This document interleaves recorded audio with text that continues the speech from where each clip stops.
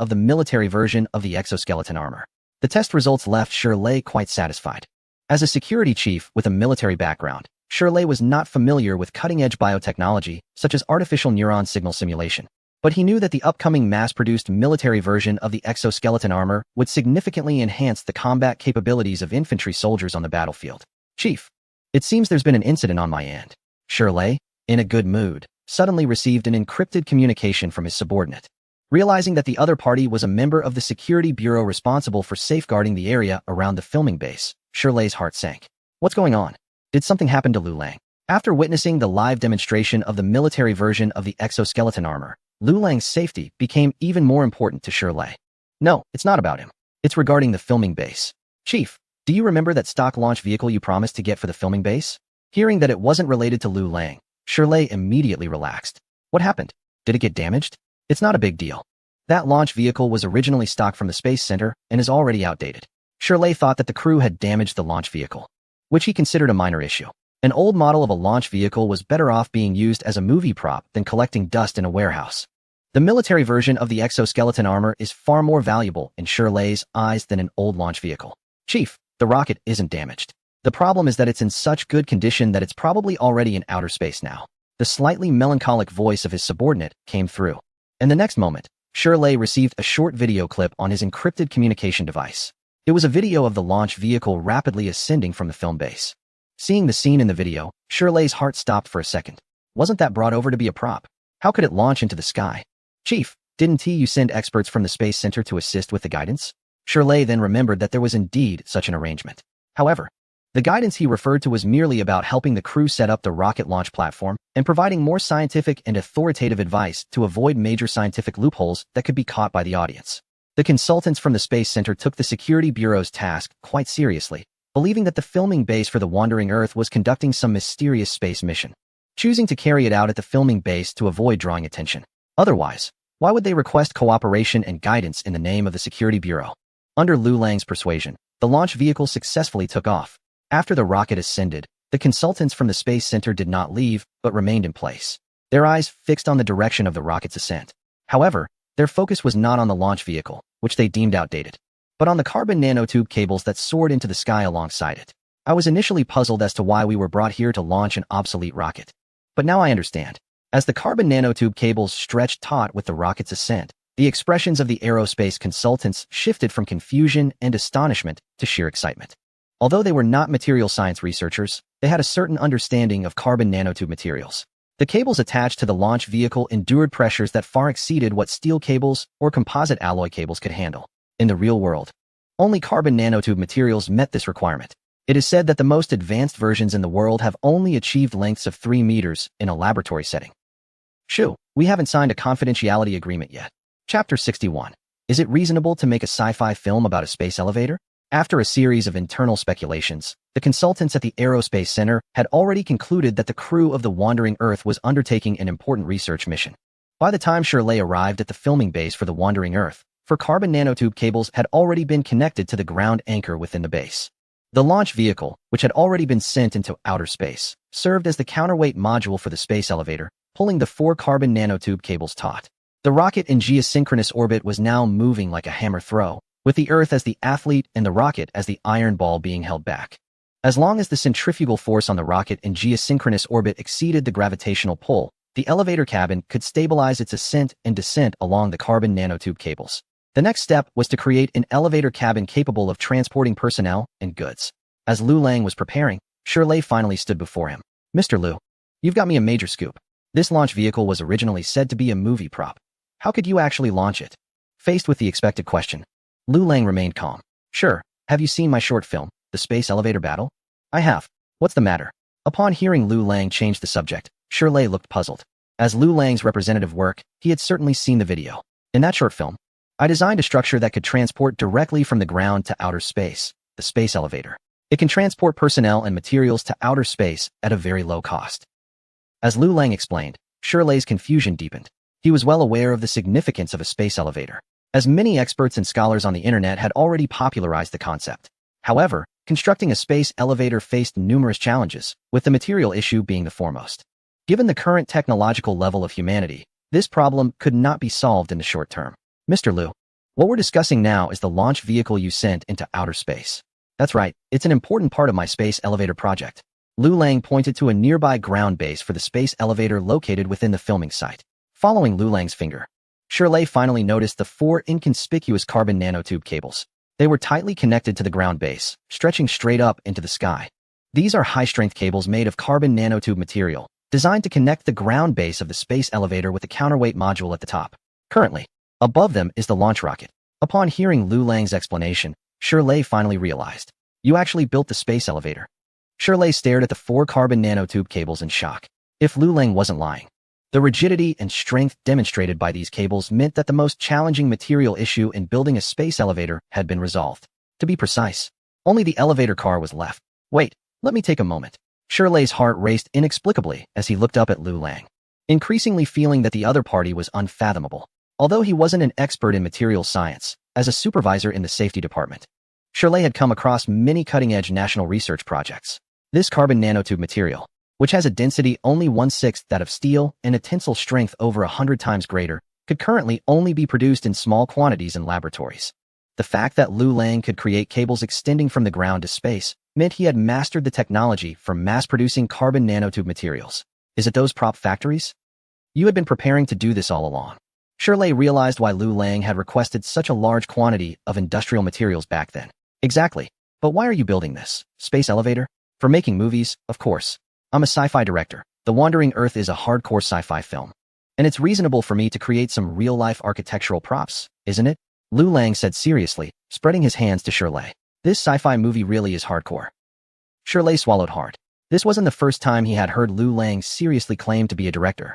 Although the other person was indeed a recent graduate from a film academy, the drone technology, exoskeleton armor technology, and the semi-finished space elevator in front of him all left Shirley, who considered himself worldly, feeling utterly bewildered. Sorry, I need to go consult with the higher-ups.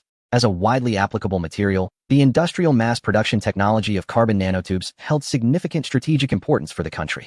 If what Lu Lang said was true, the technology he possessed had far exceeded Shirley's authority to handle on his own. Watching Shirley hurriedly leave, Lu Lang couldn't help but let out a sigh. The next morning, Lu Lang didn't wait for Shirley but was approached by the assistant director, Lin Hao, who looked troubled. Brother Lang, is our crew in trouble? Lu Lang didn't quite understand Lin Hao's meaning at first. It seemed that there were military personnel patrolling around the base. They weren't in uniform, but their walking posture immediately gave them away, and their clothes were bulging, looking like they were carrying firearms. 2 Coast Guard ships, each with a displacement of 7,000 to 8,000 tons, had arrived at the port that morning, claiming to dock temporarily for supplies. They were treating me like a fool. Not to mention how long this port has been abandoned. Where would a Coast Guard ship get equipment like rapid-fire close-in weapons and vertical missile launchers? The filming base is vast, covering more than 40 square kilometers. The actors and staff living there were temporarily unaware of the anomalies around them. However, as the deputy director and logistics manager of the Wandering Earth crew, Lin Hao was keenly aware of the changes surrounding the filming base. Don't worry, if we're lucky, a large group of professional military extras might join us in a few days. Those 2 Coast Guard ships could even be borrowed for filming. Lu Lang was primarily concerned about the issue of the actor contracts being stalled. If this problem wasn't resolved, the crew couldn't enter the normal filming phase. Since competitors were using underhanded tactics like contract stalls, they shouldn't blame him for making a bigger scene to counter it. Lin Hao, however, didn't believe him at all and wore an expression that suggested Lu was talking nonsense. After thinking it over, he deduced that the commotion from the fireworks had attracted the attention of the authorities, even the military. In a sense, he wasn't wrong. Chapter 62. Shirley, I really can't do anything about you. When Shirley returned to the Wandering Earth filming base once more, he was accompanied by a group of prominent figures from the Academy of Sciences. After a day's arrangement, the area around the filming base was completely under the control of the Security Bureau. Mr. Liu, this is Academician Yu Zhihua from the Academy of Sciences, the leader of the chemistry department. Old Yu, this is the Lu Lang I mentioned to you. He has made quite a few exciting research achievements in the fields of radar electromagnetic waves, artificial neurons, and carbon nanomaterials. When Lu Lang saw Shirley, he was respectfully introducing him to an elderly man with gray hair. Behind Academician Yu Zhihua, there were dozens of personnel wearing uniforms with the Academy's insignia. Upon hearing radar electromagnetic waves and artificial neurons, Academician Yu's eyebrows twitched slightly. He was attracted by the prospect of carbon nanotubes and was surprised to find out how extensive the other party's research was. Lu Lang quickly understood the situation. This Academician Yu was the real decision-maker among the group. The once formidable Shirley, who acted decisively, now appeared as obedient as a model student in front of the old academician. "Hello, sir. Welcome everyone to visit the Wandering Earth filming base." Lu Lang wasn't a professional researcher, and the name Yu Zihua sounded somewhat familiar to him. But the title of leader of the chemistry department made him acutely aware of the old man's significance. "Young man, I heard you solved the problem of industrializing carbon nanotube mass production?" Academician Yu Zihua did not hesitate and directly asked Lu Lang. As a leading figure in the chemistry division of the academy, his schedule was packed 1 or 2 weeks in advance. However, the news about the mass production of carbon nanotubes was simply astonishing, especially since it was conveyed personally by the head of the Security Bureau, prompting him to cancel several important meetings to attend. Lu Lang did not rush to explain. Instead, he led everyone to the filming base, to the ground base of the space elevator, and showcased the 4 carbon nanotube cables that reached straight into the sky. Upon seeing these 4 cables extending infinitely upwards, everyone was stunned. Academician Yu Zihua also squinted seriously and observed closely. Above these cables was a launch vehicle, and only carbon nanotube materials could withstand such tensile force. Lu Lang began to slowly explain the semi-finished product of the space elevator he had built. In fact, he didn't need to elaborate much among the attendees. Only he and Shirley had the lowest education levels. The others, without exception, were top talents in science and engineering from the nation. The moment they saw the 4 cables, they immediately recognized their remarkable properties in terms of tensile strength, weight density, metal fatigue resistance, and a series of other attributes. Academician Yu Zihua instructed a few words to those behind him, and soon, 2 middle-aged researchers wearing thick-rimmed glasses approached with equipment to closely examine the 4 carbon nanotube cables. Before long, they stepped back with expressions of astonishment. "There's hardly any difference from what we have in our lab. The specific property analysis probably won't yield much difference either." Upon hearing this, the crowd erupted in discussion. This indicated that Lu Lang had indeed mastered a method for large-scale production of carbon nanotube materials. Most importantly, this industrial version showed no qualitative difference in appearance or properties compared to the high-cost experimental version in the lab. These 2 were technical supervisors from the National Polymer Carbon Nanomaterials Research Institute, known as some of the deepest researchers in carbon nanomaterials, both domestically and globally. Listening to Shirley's introduction, Lu Lang nodded in understanding. However, when he looked at the 2 technical supervisors from the Carbon Nanomaterials Research Institute, he found them staring at him with expressions of disbelief. Hundreds of the nation's leading scholars in polymer materials had spent countless research funds and nearly a decade to achieve just 70 centimeters in length for carbon nanotube materials under laboratory conditions. Yet now, a young man, even younger than their own juniors, had expanded it to an astonishing length, and just moments ago, they had witnessed the actual product. The impact on these 2 professionals engaged in carbon nanotube research was unimaginable. "Young man, you must have used chemical deposition methods, right?" "It must be. It's the most promising method for large-scale production of carbon nanotubes." "Did you use substrate methods, mounting methods, or floating catalyst methods?" "I guess it's the mounting method." "Isn't it? How do you solve the ongoing issues with catalytic cracking reactions? If this problem isn't addressed, large-scale production is simply impossible." "I tend to prefer the floating catalyst method, which resolves the issues with porous filter membranes. The other challenges can be easily tackled." 2 technical directors from the Carbon Nanomaterials Research Institute began to argue in front of Lu Lang. Lu Lang opened his mouth and looked at Shirley beside him. But the latter also wore a helpless expression. Clearly, this wasn't the first time he had witnessed these senior researchers engaging in debates over differing research directions and methods. Sometimes, he really doubted whether many top researchers exchanged their high intelligence for emotional intelligence. "All right, Comrade Lu is here. He will introduce us to the specific methods." In the end, it was academician Yu Zihua who spoke up, silencing the 2 technical directors from the Carbon Nanomaterials Research Institute with just one sentence. "Mr. Lu, you must perform well. If your carbon nanotube technology can convince academician Yu today, don't even mention a movie studio or a dozen prop factories. You could probably even have a future aircraft carrier named after you." Hearing Shirley's quiet reminder in his ear, Lu Lang's eyes lit up. Wasn't this the promise he had been waiting for? Naming an aircraft carrier was too high profile. "Could you support me in making movies later? I'm not asking for much." Lu Lang's response nearly choked Shirley. He couldn't understand, given Lu Lang's displayed talent and achievements in research, that if he were to genuinely pursue a career in science, he could easily become a lifelong academician within a few years. The social status and respect of a lifelong academician from the Academy of Sciences and a rising star director in the entertainment industry are simply not on the same level. Yet, even so, Lu Lang remained true to his original aspirations, focused solely on his filmmaking career.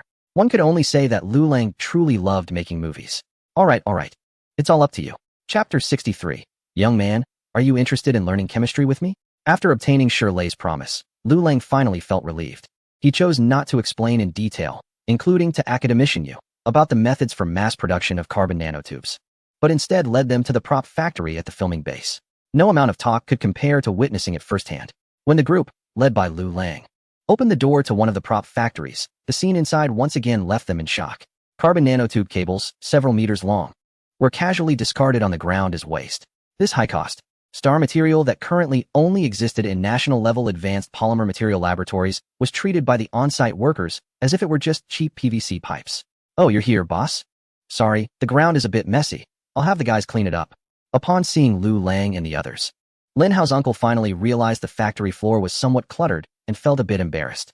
He shouted immediately, and more than 10 workers around him bent down to pick up the scattered carbon nanotubes from the ground, tossing them into a trash bin in the corner of the factory.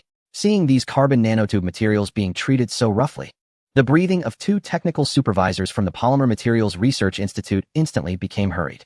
"Do you know what these are? How can you throw them away like garbage?" The workers who were called looked at each other in confusion, and Lin Hao's uncle also turned to Lu Lang, puzzled. Although the attire of the academy's staff seemed to indicate a certain status, Lin Hao's uncle paid them no mind. Lu Lang was his boss. His uncle instructed the workers to turn on the machines and produce another batch of carbon tubes. Following the order, Lin Hao's uncle wasted no time and led the workers to start the production equipment in the factory. "Everyone, don't be too excited. The workers in the factory haven't heard of carbon nanotubes and don't understand their value. In fact, once carbon nanotubes can be produced on a large scale, they won't be so precious anymore," Lu Lang said, while introducing the roaring production line behind him. "I use a floating catalyst chemical vapor deposition method for preparation. By using ferrocene as the catalyst precursor and thiophene as the growth promoter, we can catalytically crack and produce a large quantity of single-walled carbon nanotubes under high-temperature conditions. Then, a unidirectional porous filter membrane is set in the reaction collection device, allowing for a higher purity of high-quality single-walled carbon nanotubes through the radiochemical reactions during the carbon nanotube generation process." Lu Lang summarized the method of large-scale industrial preparation of carbon nanotubes in concise terms. There are various production processes involved, adjustments in catalyst ratios, and timings for key chemical reactions. If he were to explain each in detail, it would probably take all day. Listening to Lu Lang's introduction, the production line in the factory went through rounds of chemical reactions, and the carbon nanotubes finally began to condense in the chemical product cell. Watching the carbon nanotubes being produced at a visibly rapid pace, the 2 technical supervisors from the Polymer Materials Research Institute looked utterly incredulous. Compared to the meticulously controlled production environment in the laboratory, with professional operators and the best quality materials selected, the environment of this prop factory was rather rudimentary. And the operators didn't even know what carbon nanotubes were. Yet, even so, the product cell along the production line began to produce carbon nanotube materials right before their eyes. How is this possible? It's not complicated. Once the process flow is determined, the right equipment is adjusted, and the workers are trained to operate according to the established production sequence. It can be done. Lu Lang replied. "I mean, how did you manage to determine so many related processes, catalyst selections, and operating procedures all by yourself?" The 2 technical supervisors asked Lu Lang with difficulty. Their Polymer Materials Research Institute could almost be said to have gathered the strongest research forces in the domestic field, led by 2 prominent figures at the quasi-academician level with 100 elite researchers. With ample research funding, the interns assisting in the laboratory are all at the doctoral level, consuming countless research resources. Yet their achievements are still not as impressive as those of a certain independent researcher. Not only that, this independent researcher has even independently completed research on the industrial preparation methods of carbon nanotube materials. This has left 2 professionals from a Polymer Materials Research Institute feeling quite disheartened. They even began to think that there might really be people favored by fate in this world. Otherwise, it would be impossible to explain Lu Lang's research achievements through science alone. According to the information, this young man named Lu Lang is only 21 years old. Is there no justice in the world? Well, material science has a lot to do with luck. Sometimes, a flash of inspiration leads to finding the key catalyst or the crucial reaction formula. I might just be quite lucky. Lu Lang certainly couldn't say that all the knowledge in his mind was simply bestowed upon him. He could only deflect the conversation by attributing it to luck. Luck? The senior scientists present certainly did not believe in such a vague explanation. They were more inclined to believe that Lu Lang's talent was exceptional. Achieving such significant research results at the age of 21 is an unparalleled feat, not just domestically, but also globally. Just based on the research results regarding the industrial preparation methods of carbon nanotube materials, a Nobel Prize in chemistry would be within reach. Although most of those present were not experts in polymer materials chemistry, as top researchers in the country, they had a good understanding of the value of Lu Lang's displayed research achievements. "Young man, are you interested in studying organic chemistry with me?" The old academician Yuzurwa, who had been silently observing, finally couldn't help but ask. Upon hearing this, the attendees felt a sudden shock. As a leading figure in the chemistry division of the academy, Yuzurwa's research direction is organic chemistry. Over the years, he had never actively taken on disciples. In the eyes of these older academicians, actively and formally accepting a disciple not only serves to continue their research direction and achievements, but also means passing on their research resources and prestige. In a sense, it is comparable to one's own offspring, so they choose very carefully. However, after Lu Lang exhibited impressive research results and astonishing talent, Yuzurwa could no longer hold back his desire for talent. Among the younger generation present, many wished that the old academician was asking them, eager to kneel and become a disciple on the spot, leaving no chance for him to backtrack. This is a leading figure in the academy, a scientific giant whose words could influence national policy, and even a minor illness would cause a stir at the highest levels. Beside him, Shirley felt his blood boiling, as if he was about to witness history. However, when he turned to see Lu Lang's calm expression, he felt a sudden jolt in his heart. Oh no, this kid isn't still thinking about that awful movie, is he? Chapter 64. I just have a few small requests, my main occupation is making movies, and I haven't had time to focus on other matters lately. As soon as Lu Lang spoke, everyone present at the Academy of Sciences was instantly stunned. The shock caused by that brief statement was no less than witnessing the successful industrial mass production of carbon nanotube materials.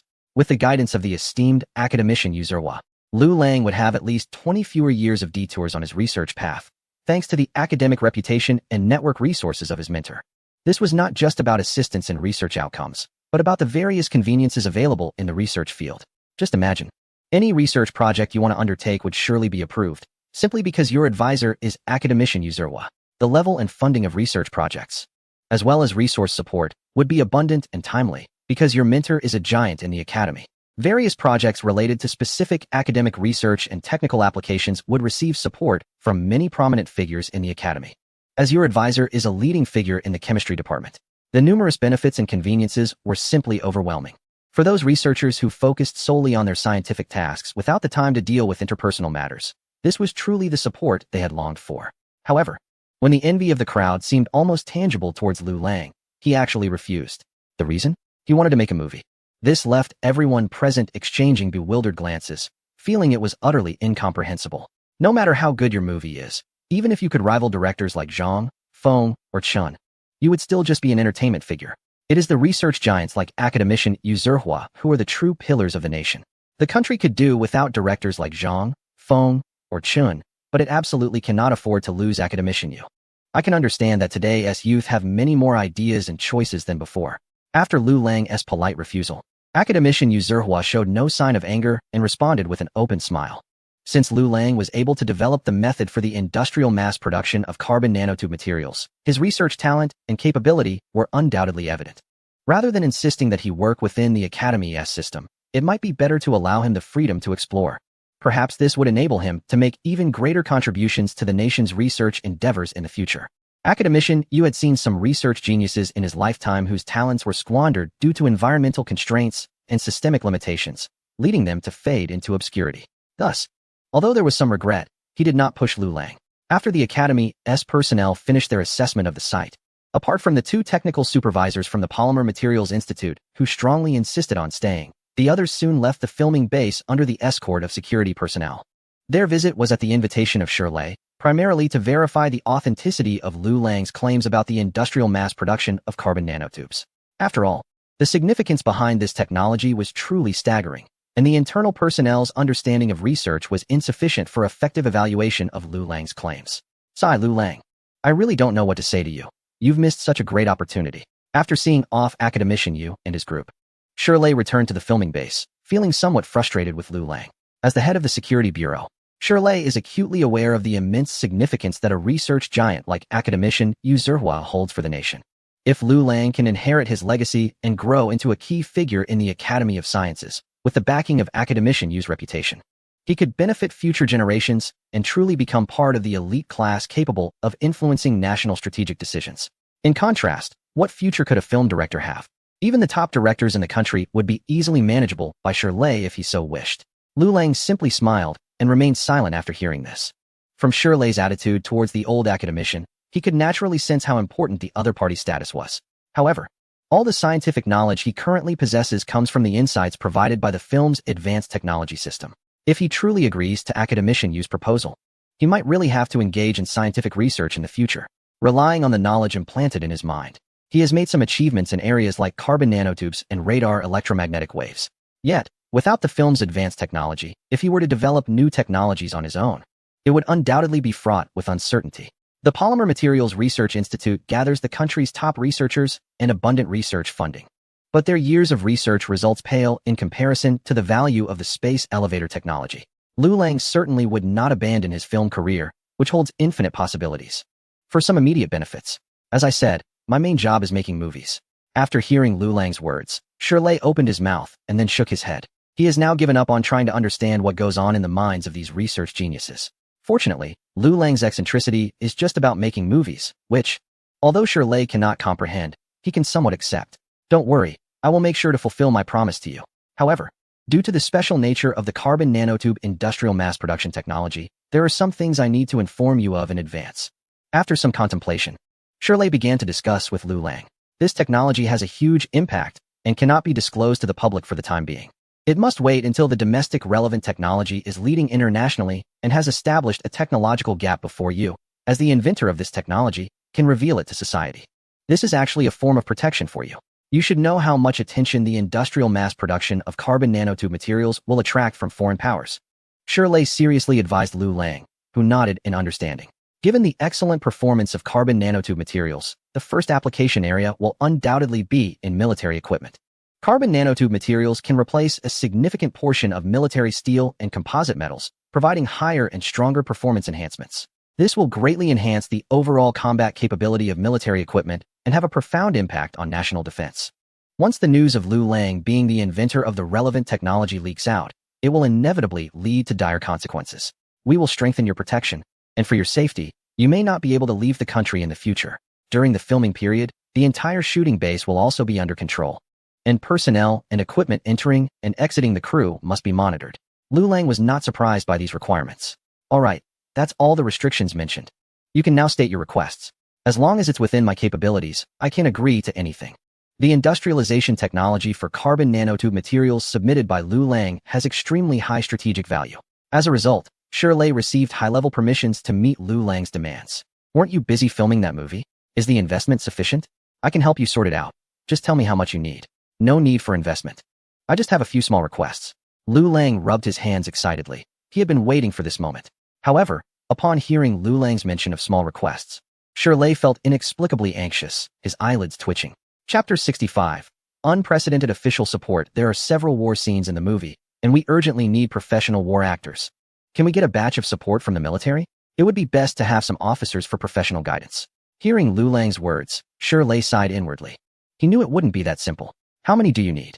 Isn't asking for a whole division a bit exaggerated? Just 1,000 or 800 people would be fine. I'm not greedy.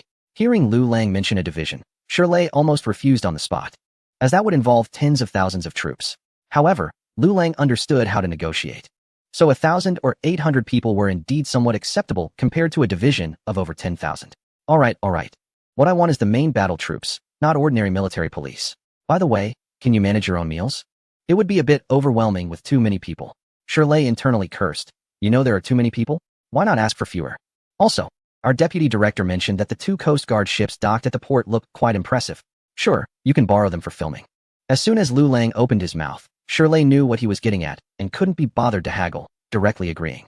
No, Colonel Shur. You misunderstood. I think 2 Coast Guard ships are a bit thin. Could we borrow a carrier group for filming? Ideally, 2 carriers would be best. If not, one would do. Look, is that something a normal person would say? Shirley was left with a headache upon hearing this. Do you know what it means for 2 aircraft carriers to appear nearby? What kind of international public opinion impact would that cause? After much discussion, the two finally reached a consensus. A carrier group would come to assist in the filming of The Wandering Earth. Moreover, Liu Lang insisted on the newly launched aircraft carrier equipped with DEC electromagnetic catapult technology. In addition, a batch of military equipment, including tanks, self-propelled artillery, 5th-generation fighter jets, and domestically produced armed helicopters, would also be sent to support the filming.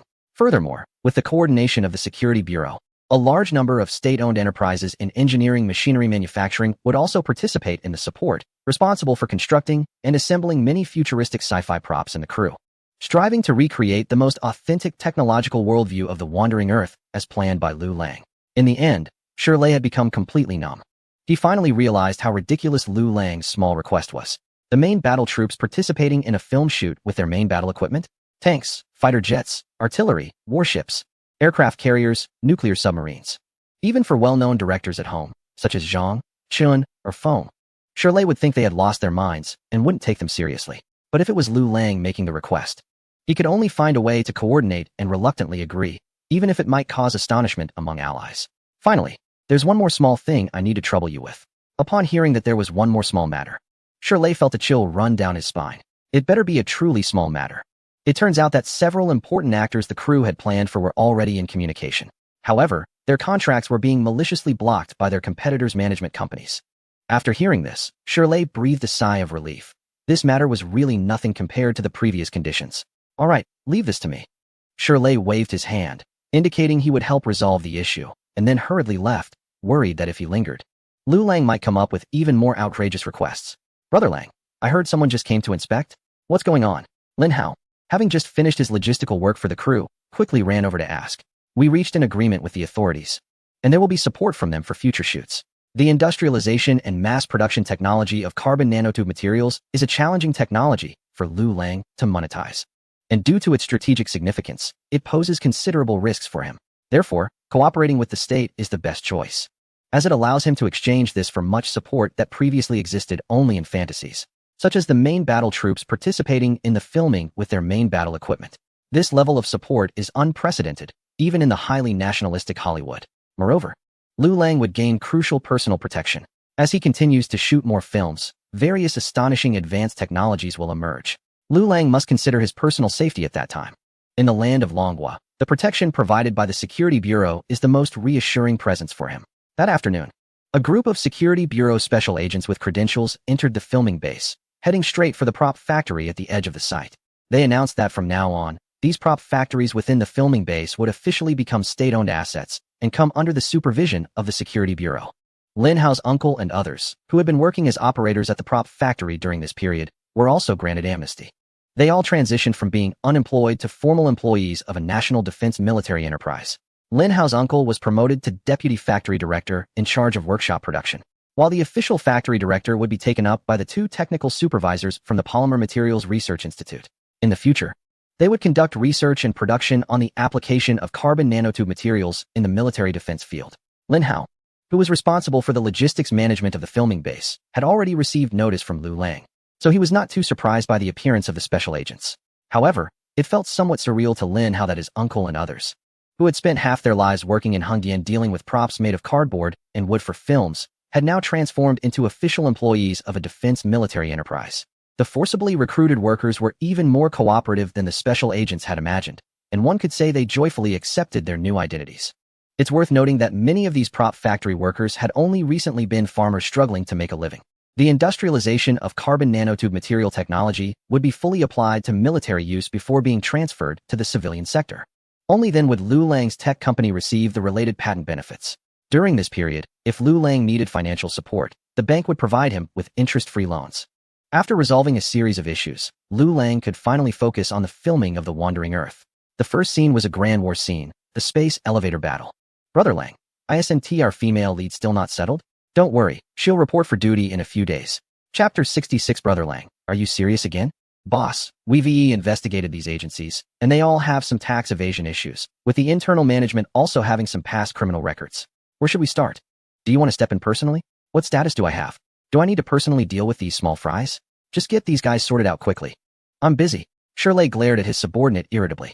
He was currently busy coordinating with various military districts, preparing for a joint military exercise in the southern sea area of the filming base. The main combat troops, main equipment, and various weaponry and vehicles could not publicly state that they were there specifically for the film shoot. They could only use the military exercise as a cover. Shirley was currently liaising with the leaders of major military districts, high-ranking officials from the Strategic General Administration, or research giants from the Academy of Sciences, not to mention promising new stars in the scientific community like Liu Lang. How could he bother himself with the owners of entertainment companies with shady backgrounds? Under Shirley's orders, the special agents personally took action, leaving the entertainment company owners, who had been clamoring to wait for their lawyers before cooperating with the investigation, dumbfounded. Just the next day, the contract issues of actors like Wang Ji and Ning Li were resolved, while they were still amazed at the director's capabilities. Managing to handle even those agency owners rumored to have shady connections, they had already arrived at the filming base for The Wandering Earth at Lu Lang's invitation. The management of the filming base is strict on the outside but relaxed on the inside. After careful checks by the perimeter security personnel, Wang Ji, Ning Li, and others finally entered this large filming base covering more than 40 square kilometers. What first attracted their attention were the thousands of extras dressed in the uniforms of the United Government UEG. Next to them were dozens of armored vehicles resembling main battle tanks, and further away were intimidating armed helicopters and large-caliber self-propelled artillery. With the assistance of engineers from various machinery companies, these prop weapons were undergoing modifications to fit the aesthetic of the Wandering Earth worldview. This crew seems very dedicated. I've been to war film sets before, and you could tell from a distance that those props were just made of cardboard and wood, Ning Li remarked, amazed at how the armored vehicles could actually move. The extras playing soldiers look quite professional too. They must mostly be veterans, right? Wang Ji observed the UEG soldiers in the distance, who all had short black hair and sharp gazes, exuding a military vibe. She couldn't help but feel impressed. The professionalism of a film crew and how seriously the director and producers treat the project can often be seen in these details. It's not just about claiming billions in investment or having a star-studded cast. With a glance, both Wang Ji and Ning Li could see the surprise in each other's eyes. Just from the preparation of these extras and props, it was enough to prove the reliability of the Wandering Earth crew. Hello, Wang Ji, Ning Li. I'm Lin Hao, the assistant director of Wandering Earth, responsible for logistics, said a man approaching them. After receiving the news of the actors' arrival, Lin Hao hurried over to greet them. Director Lin, is Director Lu Lang on set? Wang Ji asked. Yes, he is busy filming right now. By the way, Wang Ji, you have your scenes tomorrow. How about I take you to the set for a preview? Lin Hao offered. Wang Ji was more than willing. Just a couple of days ago, she received the script for her character, Han Duo. It was impossible not to feel nervous about being the lead in such a big-budget film. To seize this opportunity, she began memorizing her lines as soon as she got the script, delving into Han Duo's background and dialogue to better portray the character. Ning Li, intrigued by this, decided to follow Lin Hao to the filming location. Currently, they were shooting the space elevator defense battle, located near an abandoned port. As the most intense battle scene at the beginning of Wandering Earth, Lu Lang naturally aimed to present it perfectly on screen. The filming site not only called in 1,000 Predator drones for support from a certain company, but also temporarily installed 10 genuine rapid-fire close-in defense guns at the dock. Not far from the port, a carrier group was standing by, with fighter jets on the carrier deck also in a constant state of readiness to respond at any moment for this grand war scene shoot. As for other armored vehicles and the nearby 10,000-ton frigates, they could only be considered supporting roles. Hello, teachers Wu Jin and Lu Dehua. Upon arriving at the set, Wang Ji and Ning Li immediately spotted the two biggest stars of the Wandering Earth crew and excitedly greeted them. The next day, Wu Jin had his scenes of fight inside a space elevator, so he came early to observe, although Hua Zai's scenes were scheduled for later. His curiosity about the filming of sci-fi war scenes led him to accompany Wu Jin early in the morning. After a brief exchange of pleasantries, Wang Ji and Ning Li clearly felt that Wu Jin and the others were somewhat distracted, as their attention was obviously drawn to the filming site. Where's the green screen? Why is there no green screen set up for such a large war scene? Wu Jin, who had also participated in filming large-scale war scenes, was puzzled. The absence of a green screen meant that the computer-generated effects in this scene would be quite minimal. But how could a sci-fi war scene not rely on CG effects? Are they really going to do this for real? While Wu Jin and the others were curiously observing around the set, suddenly, a deafening buzzing sound erupted. Over 1,000 Predator drones began to take off, and Wu Jin and the others, who were only 200 or 300 meters away from the drone launch site, were instantly awestruck by the sheer force of the drone swarm taking off. These are large drones, 19 meters high, with an 83-meter wingspan and 8 meters long. As the swarm ascended, the cannons mounted on the Predator drones began to spit fire. This should be specially made blank rounds for filming effects, so everyone need not worry. Lin Hao explained beside them. But soon, a low rumble echoed as more than a dozen fifth-generation fighter jets soared overhead. Before anyone could react, missiles mounted under the jets were launched, and in an instant, more than a dozen Predator drones exploded in midair, turning into massive fireballs and plummeting towards the sea below. Faced with the shocked gazes of Hua Zai, Wu Jin, and others, Lin Hao was completely stunned as well. What the hell? Brother Lang, are you serious again? Chapter 67. The director is a live-action maniac. Liu Lang was able to bring in real military soldiers and weaponry for the shoot, which left Lin Hao, the assistant director, in awe. However, he never expected that the fighter jets would actually use live ammunition. Those missiles were genuinely fired right before their eyes, hitting their targets.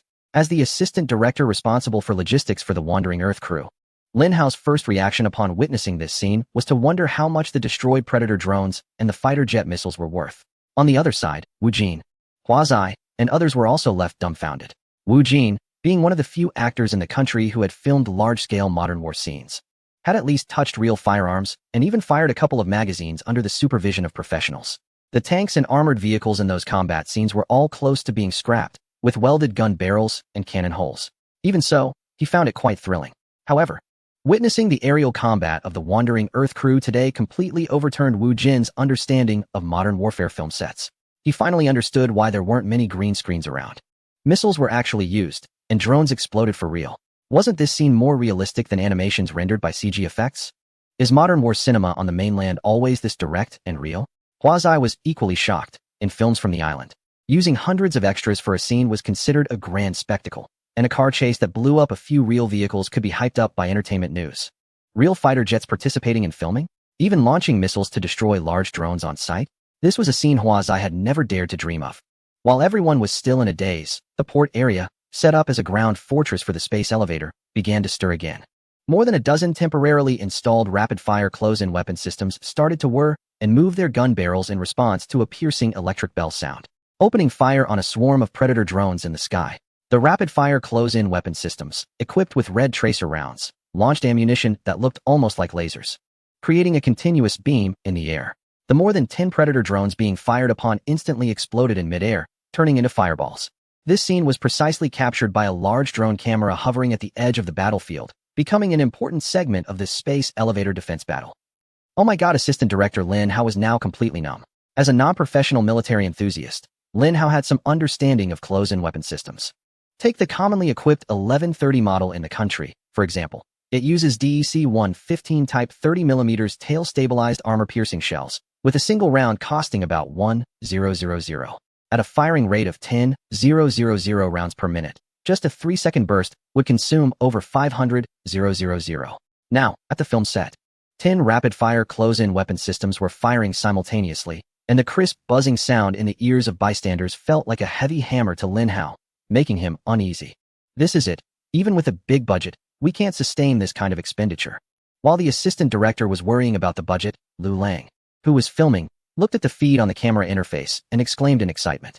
Although his sci-fi short film, Space Elevator Battle, also had similar scenes, the detail and realism of the close-up shots were incomparable to CG animation. Very good, very good. The visual presentation is fantastic. This segment is done. Get ready. The next shot will be a retake from Zhang Peng's cockpit perspective. Upon hearing Liu Lang's words, Sha Yi, who had been standing behind the director and enjoying the filming, was taken aback.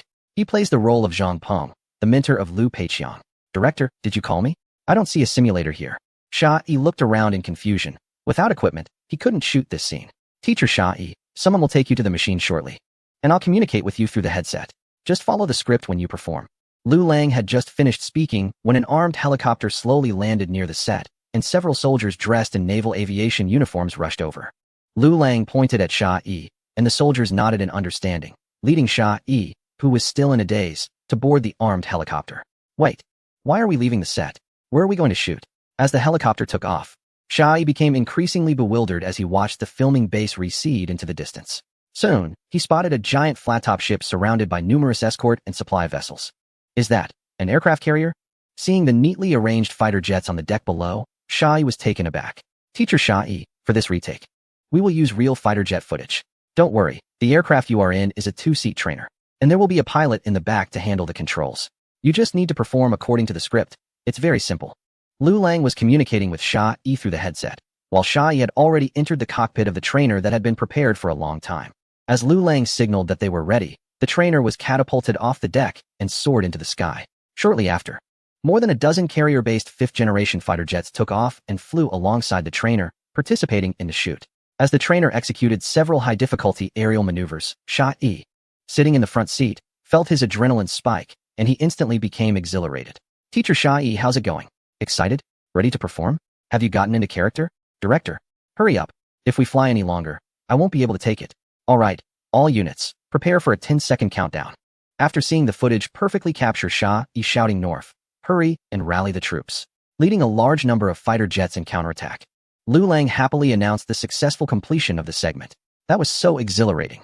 After returning to the filming base, Shah-E found his legs still weak long after. When Wu Jin, Hua Zai, and others learned that Shah-E had just been sent to the aircraft carrier deck and had flown in a real military trainer with numerous fifth-generation fighter jets accompanying him for an aerial combat scene. Everyone was left in stunned silence. Just how strong is Director Liu's background? Everyone began to think about this question in unison. Director Liu is a live-action fanatic. You better be mentally prepared. Hearing Shah-Yi's advice, Wu Jin and Wang Ji exchanged glances, realizing that it was their turn for the space elevator cabin combat, seen tomorrow. They certainly couldn't shoot in space, could they? Chapter 68. What we want is the real feeling. The reason the space elevator is called an elevator is naturally because it includes a cabin that can carry people. The biggest challenge in manufacturing the space elevator was creating the cable made from carbon nanotube material. After the cable was successfully launched into space, Liu Lang didn't rest. He continued to draft the design plans for the elevator cabin. Soon, with the help of the prop factory at the filming base and numerous mechanical production companies that came to assist, the space elevator cabin was manufactured in just a few days. The interior passenger area of the cabin was similar to that of a typical commercial airliner. To cope with the gravitational load caused by the rapid ascent and descent of the elevator, supportive equipment such as anti-load suits and oxygen masks were designed for passenger use. The cabin itself was constructed using a variety of high-strength alloy metals, including carbon nanotube materials, to ensure the safety of those inside. The production cost of a single cabin reached nearly 10 million dragon coins, not including the value of the carbon nanotube materials. However, the high cost of props was not a concern for Liu Lang. Not only was this cabin funded, but so were the substantial military expenses incurred during the earlier Space Elevator Defense War, aerial scenes, all covered by the authorities as part of the exercise costs. The next day, when Wu Jin, Wang Ji, and others arrived on set and saw the prepared space elevator cabin, they were momentarily stunned. Director, are we filming inside this? Wu Jin pointed at the enclosed cabin, puzzled. That's right. I've already sent the related storyboard rendering for today's shooting. Liu Lang explained. Everyone should prepare for the shoot by reviewing the rendered CG animation video. Let's aim to get it in one take. Before the official filming of The Wandering Earth, Liu Lang had prepared the relevant storyboard animation. He had already presented how each scene and segment should be shot in animated form. Through these brief animations, the actors could quickly understand the content of their upcoming scenes. In simple terms, the actors just needed to mimic the performances shown in the storyboard animations provided by Liu Lang. Moreover, the chosen actors were either seasoned veterans like Li Xuejian and Hua Zai, with decades of acting experience, or skilled performers like Wu Jin, Ning Li, and Shah-E, along with enthusiastic newcomers like Wang Ji, who were eager to prove themselves. This significantly reduced the difficulty of the shoot. Wu Jin carefully observed the storyboard scene involving combat inside the space elevator cabin. Director, this scene includes combat in a weightless state, which requires the use of wires for filming. But this enclosed cabin can't support wire work. Having starred in numerous martial arts scenes since his rise to fame, Wu Jin had considerable experience with filming combat scenes, which is why he couldn't help but ask Liu Lang for clarification. Don't worry, you'll understand shortly. Liu Lang did not provide too much explanation, but led the actors and crew into the cabin. The fight scenes inside the space elevator cabin included both normal scenes and those in a weightless state. Liu Lang first filmed the scenes in normal conditions. He didn't need to worry too much about this, as there was a complete set of storyboard demonstration animations, and with the professional filming crew provided by the entertainment company. The main actors involved, Wu Jin and Wang Ji, also had rich experience in martial arts. After half a day's work, most of the fight scenes were nearly completed. Looking at the time, Liu Lang instructed everyone to put on their anti-gravity suits and oxygen masks, and take their seats in the cabin. As everyone complied, they couldn't help but marvel at how well-designed the anti-gravity suits were, and the fact that there was actually oxygen in the masks. The attention to detail from the crew was impressive. At that moment, a sudden series of clicking sounds came from outside the cabin, resembling the noise of mechanical hydraulic arms coupling with metal walls. The people inside the cabin felt somewhat baffled. Director, why is the cabin rising? At this moment, an actor sitting by the window suddenly noticed that the ground outside was moving away from his line of sight and shouted in panic. What's the hurry? Didn't I say we're going to shoot the weightless scenes next? Director, didn't you say we would shoot right here in this cabin? Yes, that's right. We are shooting in here, but you have to wait for it to rise. We'll be able to film the weightless scenes once we reach the geostationary orbit. Liu Lang explained seriously to the actors in the cabin. Upon hearing this, several actors who understood what the geostationary orbit represented gasped in shock. Director, are you referring to the geostationary orbit at an altitude of 36,000 kilometers above the ground? Actually, it's not that high. Hearing this, everyone hadn't yet had the chance to feel relieved. 33 or 34,000 kilometers is about enough to meet the requirements for filming weightless scenes. What difference does that make? The people in the cabin lamented inwardly. Don't worry, I'm right here with you, right? Anti-gravity suits and oxygen masks are all on, and we're about to start accelerating. Shortly after Lu Lang finished speaking, the cabin suddenly roared and began to accelerate. The people inside felt a tremendous thrust beneath them, like being in a supercar with over 1,000 horsepower. The accelerator pedal floored while at rest. In the next moment, the cabin shot up vertically at an incredible speed. Although this simplified version of the space elevator designed by Lu Lang did not have a launch tower like in the movies to provide massive thrust for initial acceleration, the G-force during the ascent was still beyond what an ordinary person's body could handle. Fortunately, thanks to the anti-gravity suits, there was no excessive pursuit of ascent speed like in the films. Seeing Wu Jin, who looked somewhat panicked and instinctively gripping the arm of the person beside him, Lu Lang quickly set up the fixed position camera to start filming. This was the kind of authentic feeling they wanted. Meanwhile, at the ground shooting base, someone asked, "Where is Director Lu Lang? Where did he go?" Shirley has been busy coordinating exercises and handling confidentiality matters related to carbon nanotube technology, feeling overwhelmed. Upon arriving at the filming base, he intended to discuss some issues with Lu Lang, but found that he couldn't locate him at the moment. The assistant director, Lin Hao, looked up with a troubled expression and pointed to the sky. Brother Lang is currently up there. Shirley looked up and noticed the space elevator cabin that had rapidly ascended above the clouds. Didn't they say that he needed to report to me before leaving the filming base? How did he end up in the sky? Shirley widened his eyes in disbelief as he stared at the tiny black. That was the space elevator cabin high above. In a sense, Brother Lang was still within the filming base, just in the sky. Chapter 69. Professor Zhang, the bureau chief location, headquarters of a major aerospace agency.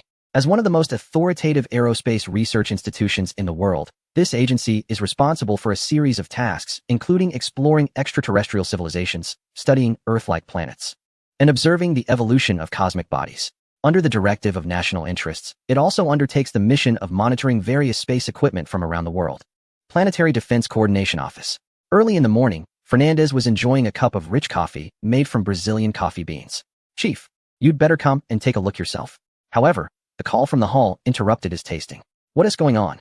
Chief, do you remember the spacecraft numbered CN-1024B that I reported to you a couple of days ago? The one from within the territory of a certain nation? Wasn't it determined to be an outdated model from over a decade ago? What is the issue?" Fernandez certainly remembered.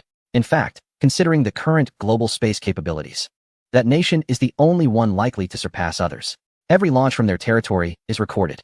However, the recent launch of the CN-1024B spacecraft was quickly assessed as a standard rocket that was behind the times. In other countries, such as those known for their pickled products or cherry blossoms, this type of rocket might represent a significant breakthrough in aerospace capabilities. But for a nation that can already deploy rovers on the far side of the moon, this outdated rocket was merely a relic of past technology. Therefore, as the head of the Planetary Defense Coordination Office, Fernandez did not take this outdated rocket seriously. The flight path of CN-1024B is somewhat unusual. I requested surveillance satellites to observe it, and we discovered this image. As he spoke, his subordinate showed the chief the findings, revealing that under high-precision monitoring, four carbon nanotube cables connected to the rocket appeared in the images. Fernandez, who had been indifferent, immediately turned serious upon seeing the tightly connected cables beneath the rocket. "What the hell is this? Chief, these four cables should be connected to the ground, but if that is true, there is currently no material in the world that can withstand such high-intensity pulling." As they were still pondering the meaning of the four cables, the subordinate suddenly made a new discovery. "Commander, monitoring satellites show a new aircraft taking off at the location CN-1024B. Soon, the computer screen displayed a thumbnail image of the space elevator capsule, which was ascending at an astonishing speed. Looking at the futuristic metallic cube in front of them, the subordinate and Fernandez exchanged glances, both seeing the fear in each other's eyes. Could this be some kind of weapon? Are they really preparing to deploy space weapons in outer space? In an instant, Fernandez concluded in his mind that this was some kind of secret space weapon developed by them. "Quick, connect me to the command center." The message was clear. They were about to deploy militarized weapons in outer space. In the capital, in a television studio, the host said, "Welcome, viewers, to this episode of Military Talk." This episode will be broadcasted on both television and online platforms. Today, we have invited Professor Zhang from the National Defense University. hoping he can clarify some issues for our military enthusiasts. Professor Zhang replied, "Hello, military fans. I'm your familiar Professor Zhang. I'm here today to chat with everyone." The host continued, "Professor Zhang, recently, NASA announced that they have evidence of our country deploying space weapons in outer space and have protested through diplomatic channels. As an expert in military equipment, what are your thoughts on this matter?" Professor Zhang responded, "This is complete nonsense. Our country is a signatory of the Outer Space Treaty, and all signatories promise not to deploy weapons of mass destruction in outer space. Although I have retired, I can assure you that there is no option for space weapons in our military equipment planning." The host then asked, "As a lifelong professor at the National Defense University and an expert in military equipment research, your sources must be reliable. However, NASA also released a photo showing a cubic metallic artificial device. What do you think?" Professor Zhang replied, "Oh, this is all a misunderstanding. Just the other day, when I went to collect my retirement pension, I happened to ask the relevant departments. That area is actually a movie shooting base. I'm sure you've heard of the Wandering Earth crew. They are filming a hardcore sci-fi movie. The cubic object in the picture is actually a prop from their set. A large hot air balloon made to look like a metallic cube." The host expressed relief. "Oh, I see. If it weren't for Professor Zhang's insight, many of us, including online viewers, might have been kept in the dark. By the way, Professor Zhang, many netizens, including foreign users, are discussing whether this could be related to the legendary space elevator. They are speculating if our country has secretly invented the rumored space elevator." Professor Zhang replied, "I'm just a retired old man, and I'm not really clear about these rumors.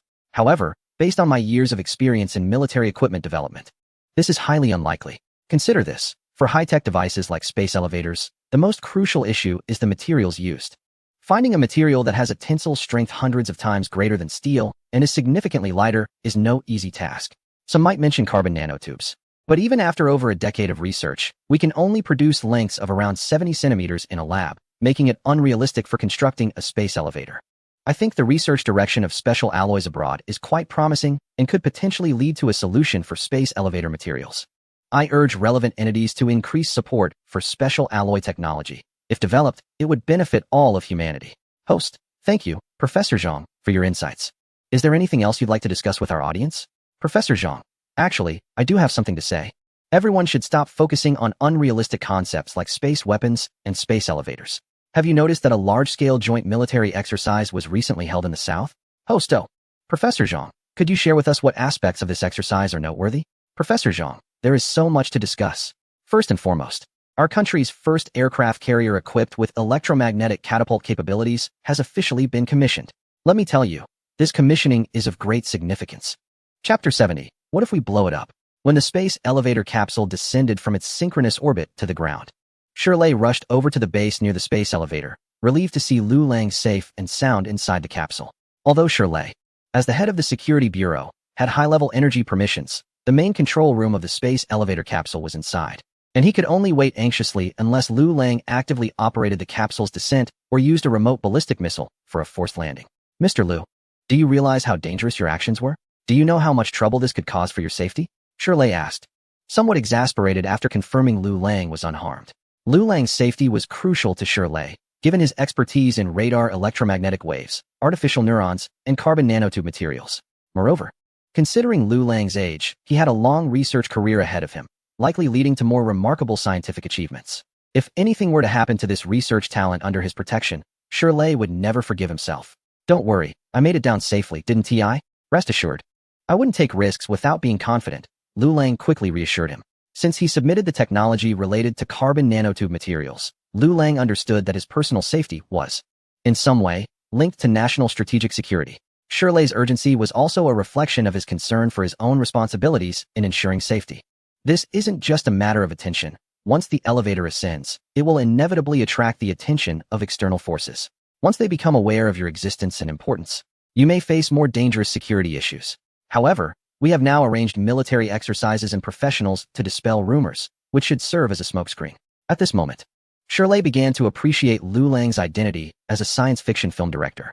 With this identity as a disguise, those foreign military intelligence analysts would never suspect that a double award winner of prestigious literary awards was actually a master in breaking through the industrial mass production technology of carbon nanotube materials. After reflecting for a moment, Shirley said, "You are right. The space elevator is indeed too conspicuous. I realize that I overlooked the difficulty of enhancing security for you all, and I apologize for that." Hearing Lu Lang say this, Shirley, who had originally looked serious, was somewhat surprised. He didn't expect Lu Lang to be so agreeable. Just as he felt relieved, thinking that Lu Lang would cooperate with the Security Bureau's protective work, Lu Lang continued, "So, I have given it some thought. And I think we should consider blowing up this space elevator." "Blow it up." Shirley's heart dropped instantly, and his blood pressure spiked as he shouted out loud. "Lu Lang, I even called you brother. How can you just say such things? I still want to retire normally. Please don't scare me like this. If you keep this up, I'll need to take blood pressure medication." Shirley was genuinely frightened by Lu Lang's words. Since Lu Lang had the ability to construct a miraculous space elevator from scratch, when he said he wanted to blow it up, it clearly wasn't just a casual remark. Lu Lang scratched his head. He couldn't just say he wanted to shoot a scene of the space elevator collapsing. Even though the space elevator being constructed at the filming base was just a scaled-down version for the movie. If he operated the shooting angles well and combined it with CGI effects, he could still present the shocking visuals he desired. This space elevator was merely a prototype. And due to geographical constraints, domestically, they could only build this single-cabin version. If the construction site were selected in the equatorial region, such as in Gabon, Africa, a more stable structure could be built, consisting of 3 main towers, 12 launch towers, and 216 cables made of carbon nanotube materials, capable of simultaneously supporting 9 cabins traveling up and down the space elevator. Most importantly, this complete space elevator would have 9 times the capacity of the scaled-down version, able to transport hundreds of tons of people and goods to geostationary orbit in one go. Lu Lang began to paint a picture for Shirley, wanting him to understand that this scaled-down space elevator was merely a defective version compared to the complete one he envisioned. However, Shirley's focus completely shifted. Equatorial region? Gabon, Africa? Shirley was not interested in these foreign locations at all, even if their positions were suitable. He would never consider them if the safety of the space elevator could not be guaranteed. This national key project made of carbon nanotube materials must be built within the sphere of influence of the country, under the absolute control of the Security Bureau. Wait. Are you saying this thing can transport hundreds of tons to geostationary orbit? Shirley pointed at the futuristic-looking space elevator capsule in the distance, his face filled with disbelief. He had been focused on Lu Lang just moments ago and had overlooked this impressive cubic capsule. Not that much. This is a single capsule, probably around 1/10 of that. A few dozen tons at most. This thing can be reused, right? Shirley asked, his eyes lighting up. Of course, otherwise it wouldn't be called an elevator. Lu Lang replied, somewhat puzzled by Shirley's growing excitement. What's the cost for one operation? Shirley inquired eagerly. Quite expensive, estimating a few thousand based on industrial electricity rates. Adding in the fuel used for rocket acceleration during the initial phase, it would be around 10,000, Lu Lang estimated. Upon hearing this, Shirley's face broke into a wide smile. 10,000 to transport dozens of tons from the ground to geostationary orbit? That completely outclasses all the existing launch vehicles around the world. Even the company that claims to minimize orbital transportation costs, known for its high-profile projects, has an average launch cost in the millions, not to mention the risk of failed recovery. On average, the cost per kilogram of transported goods reaches several $1,000s. But now, with this space elevator built by Lu Lang, the nearly $10,000 transportation cost for space materials is almost negligible. It truly represents a significant reduction in the cost of transporting goods into space compared to global launch vehicles. Watching Shirley rush away, his parting words echoing in Lu Lang's ears, Lu Lang felt a tinge of melancholy. It seemed that blowing up the space elevator at the filming base was out of the question. Chapter 71. I just want to make a good movie. After returning to the Strategic General Office, Shirley engaged in a series of discussions and simulations regarding the space elevator, ultimately returning to the filming base for the Wandering Earth with a mission in mind. Mr. Lu, have you heard of a certain aerospace exploration company founded by a well-known individual? Lu Lang nodded, aware of the reputation of the company founded by the illustrious entrepreneur known for his ambitious projects. As the first private entity to participate in aerospace activities traditionally dominated by official entities, he has achieved remarkable success and is admired by many around the world, symbolizing a new era of ambition. You should also know that its establishment was heavily supported by the government. From the beginning, the company not only employed many former officials from the aerospace sector, but also secured a contract for commercial orbital transportation services, later taking on most of the official launch tasks from the relevant agencies. Without the continuous support from official personnel and contracts, it wouldn't have reached its current scale and status. Lu Lang nodded slightly, but he couldn't quite understand the purpose of Shirley's words for the moment. Although the slogan of a certain private space company is to reduce costs and improve space services, branding itself as a private entity independent of any national government, everyone knows this is just a facade. This company is leveraging its private status to launch a large number of low Earth orbit satellites, aiming to deploy 12 Starlink satellites in low Earth orbit as part of its so-called Starlink project. Despite repeatedly claiming that the Starlink project is only involved in the civilian satellite internet market. Once fully deployed, the more than 10,000 Starlink satellites overhead will pose a significant security threat. Listening to Shirley's serious introduction, Lu Lang realized the gravity of the situation. In peacetime, these Starlink satellites can provide satellite communication services solely for commercial purposes. However, once a state of war arises, this company, with its ambiguous official stance, will certainly comply with government orders and provide urgently needed military information services, including rapid response in localized conflicts, obtaining precise, high-resolution image data in a short time, and enhancing information acquisition capabilities in sensitive hotspot areas. So what are you telling me all this for? Lu Lang asked Shirley, knowing that the other party wouldn't share so much seemingly irrelevant information without reason. We are preparing to support your company to become the domestic counterpart of that private space company through space elevator technology. This was the decision made after research by the Strategic Office and relevant aerospace departments. The government had long intended to emulate the Starlink project by deploying a large number of remote sensing satellites in ultra-low orbit, combined with high-altitude observation satellites and regular military satellites, to form an unbreakable military satellite network. However, promoting this initiative under an official identity would surely attract criticism from global public opinion. As a signatory of the Outer Space Treaty, the Strategic Office must consider avoiding official identity. Finding a private space entrepreneur like Musk within the country for support was quite challenging. It was at this moment that Lu Lang came into the Strategic Office's sight. The emergence of the space elevator not only brought a shock due to the mass production application of new material carbon nanotubes, but also stirred excitement within the aerospace department with its high efficiency, low-cost space transportation method. Moreover, Lu Lang, who built the space elevator, had already been in contact with the Security Bureau. After a long period of observation and the advanced technologies Lu Lang provided, he had gained the recognition of the Strategic Office and was seen as one of their own. Thus, Lu Lang, who was running a tech company, was immediately identified as the most suitable candidate to enter the satellite launch field as a private entrepreneur in the country. Our future goal is to deploy at least 18,000 ultra-low orbit satellites, which will all be promoted as commercial communication satellites. Their launch tasks will be entirely outsourced to your tech company under commercial arrangements. Shirley seriously introduced the ultra-low orbit satellite constellation plan to Lu Lang. No. My tech company primarily focuses on therapeutic exoskeletons. Strictly speaking, we are just a medical device company. This has nothing to do with aerospace enterprises. No worries. It's all about effort. I understand what you mean. There's a shortage of talent and technology, right? No problem. In a few days, a group of specialized technical personnel from the aerospace department will leave their official positions to join your tech company. They are the most elite aerospace professionals aged between 25 to 40. Need funding? Banks can provide your tech company with large interest-free loans at any time. You can set the repayment date, and loans under $2 billion can be processed through a fast track, completed within 2 days.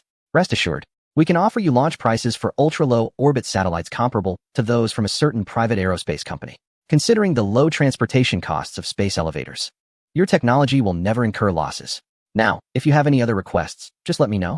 Lu Lang was stunned as he watched Shirley pat his chest and make a series of guarantees. This sounds like a cheat code. The space arms race was initiated by another country, and since they could support Musk, we can certainly support you as well. What kind of private entrepreneur can afford such a lavish deal? Would anyone believe my unofficial status if I said this? No worries, don't fret. You have official backing. If the authorities say you're a private entrepreneur, then you are.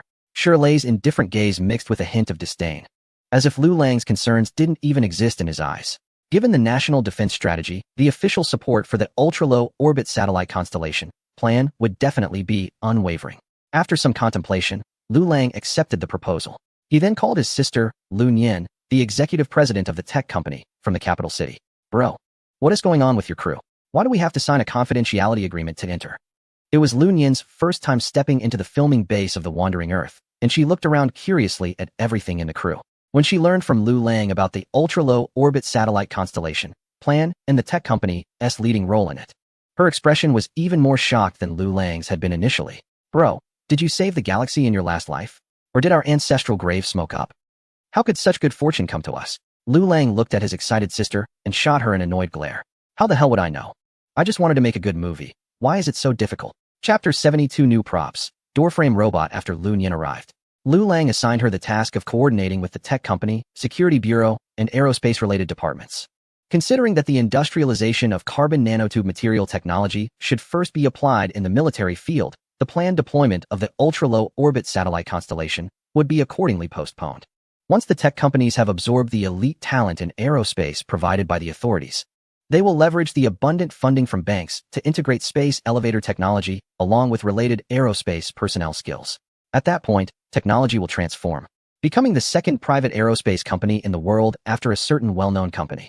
After understanding the technological capabilities related to space elevators, Lu Nian, the executive president of the tech company, is confident that they can surpass the aforementioned company in the field of commercial spaceflight. Regardless of Lu Nian's ambitious aspirations, Lu Lang, after handing over responsibilities to his sister, continues to devote himself wholeheartedly to the filming of The Wandering Earth. The weightlessness action scenes related to the space elevator are just a small episode in the larger production. By the third day, the entire crew began to enter a tight filming schedule again. Lu Lang provided a CG animation rendering video of the storyboard, presenting the scenes he envisioned in animated form to the actors in advance. The shots selected for filming were strictly screened, all necessary for the final cut, with almost no excess footage that needed to be cut. As a result, the shooting progress of the entire crew became incredibly swift. I always felt that director Lu Lang already had the visuals of this film in his mind. What is being filmed now is merely a replication of the images in his head. Even though Wu Jin has shot no less than 100 films and TV dramas to date, he is still amazed by Lu Lang's filming approach. Based on his past experience on set, a day of shooting typically results in only 1 or 2 effective shots in the final film, with most of the footage being discarded. However, in the crew of The Wandering Earth, he experienced unprecedented efficiency. Other crew members, like Hua Zai and Xia Yi, shared the same sentiment. Although almost all the main actors in the crew are skilled and experienced, which significantly accelerated the filming process, Lu Lang, as a new star director, still impressed the actors with his performance. Some directors are naturally suited for this profession. They can precisely control the images that appear in their films, and even while filming, the final product has already formed in their minds. This is a talent that most people simply do not possess. Having experienced the peak era of cinema in the region, Hua Zai feels deeply about this. Lu Lang, as a new star director, has an astonishing ability to control his film production, reminding him of the brilliant geniuses who once created the glory of regional cinema. A few main actors were chatting privately when Lu Lang walked over from outside the set. Following him was the assistant director Lin Hao, who was pushing a small cart loaded with items resembling movie props. Everyone gathered around to familiarize themselves with the new props, which would be used in the next phase of filming. Seeing that several main actors were present, Lu Lang called out to everyone enthusiastically. Hearing the words movie props, Wu Jin couldn't help but feel uneasy. He still remembered being tricked into the space elevator cabin, rising to synchronous orbit to film zero-gravity scenes. After filming, he experienced a rapid descent in the cabin, and without proper mental preparation, he was almost scared to the point of panic. Lu Lang's response to this was surprisingly, "Isn't this just a slightly larger drop tower? Who would be afraid of that?" Wu Jin, who always prided himself on being a new generation tough guy, could only sulk in silence. On the other side, Xia Yi's expression was similar to Wu Jin's. During the space elevator battle air combat scenes, he was also deceived into boarding a real training fighter jet, personally experiencing a series of high-G maneuvers. The most incredible part was that the Air Force stunt instructor piloting the plane behind Xia Yi happened to be his fan. Seeing his idol flying in the jet he was piloting, the instructor excitedly performed a series of high-difficulty aerial stunts. It was only when Xia Yi was on the verge of vomiting in the cockpit that the officer finally stopped, still wanting more. Getting to personally board the latest and most advanced aircraft carrier, having close contact with the nation's fifth-generation fighter jets, and even soaring through the skies accompanied by an entire squadron of fifth-generation fighters made Xia Yi feel exhilarated. However, thinking about his experience in the fighter cockpit made him somewhat anxious. Yes, he was a retired soldier, but he had been in a performing arts troupe. Who could handle intense flying in a fighter jet? After witnessing the experiences of Wu Jin and Xia Yi, others like Hua Zai and Ning Li had a deeper impression of Lu Lang. The director was great in every way, but he was too serious and a real stickler for authenticity, always wanting to do things for real. Noticing the somewhat evasive gazes of Wu Jin, Wang Ji, Xia Yi, and others, Lu Lang finally reacted. "Hey, what are you all worried about? This time it's really props. The previous ones were misunderstandings. Next time, I promise to inform you in advance so you can prepare." As Lu Lang spoke, he lifted the cover off the cart. Soon, the new movie prop on the cart caught everyone's attention. Is this a door frame? Why does it feel strange? It stood over a person's height, resembling a mechanical device made up of 3 metallic robotic arms, looking somewhat odd to everyone. What is it used for? It looks like some kind of engineering equipment. As everyone was guessing, suddenly the door frame-like mechanical device began to move, leaping in front of them like a humanoid. The doorframe robot was a military-type robot specifically designed for the UEG Army in the movie The Wandering Earth, integrating combat, defense, and cooperative operations.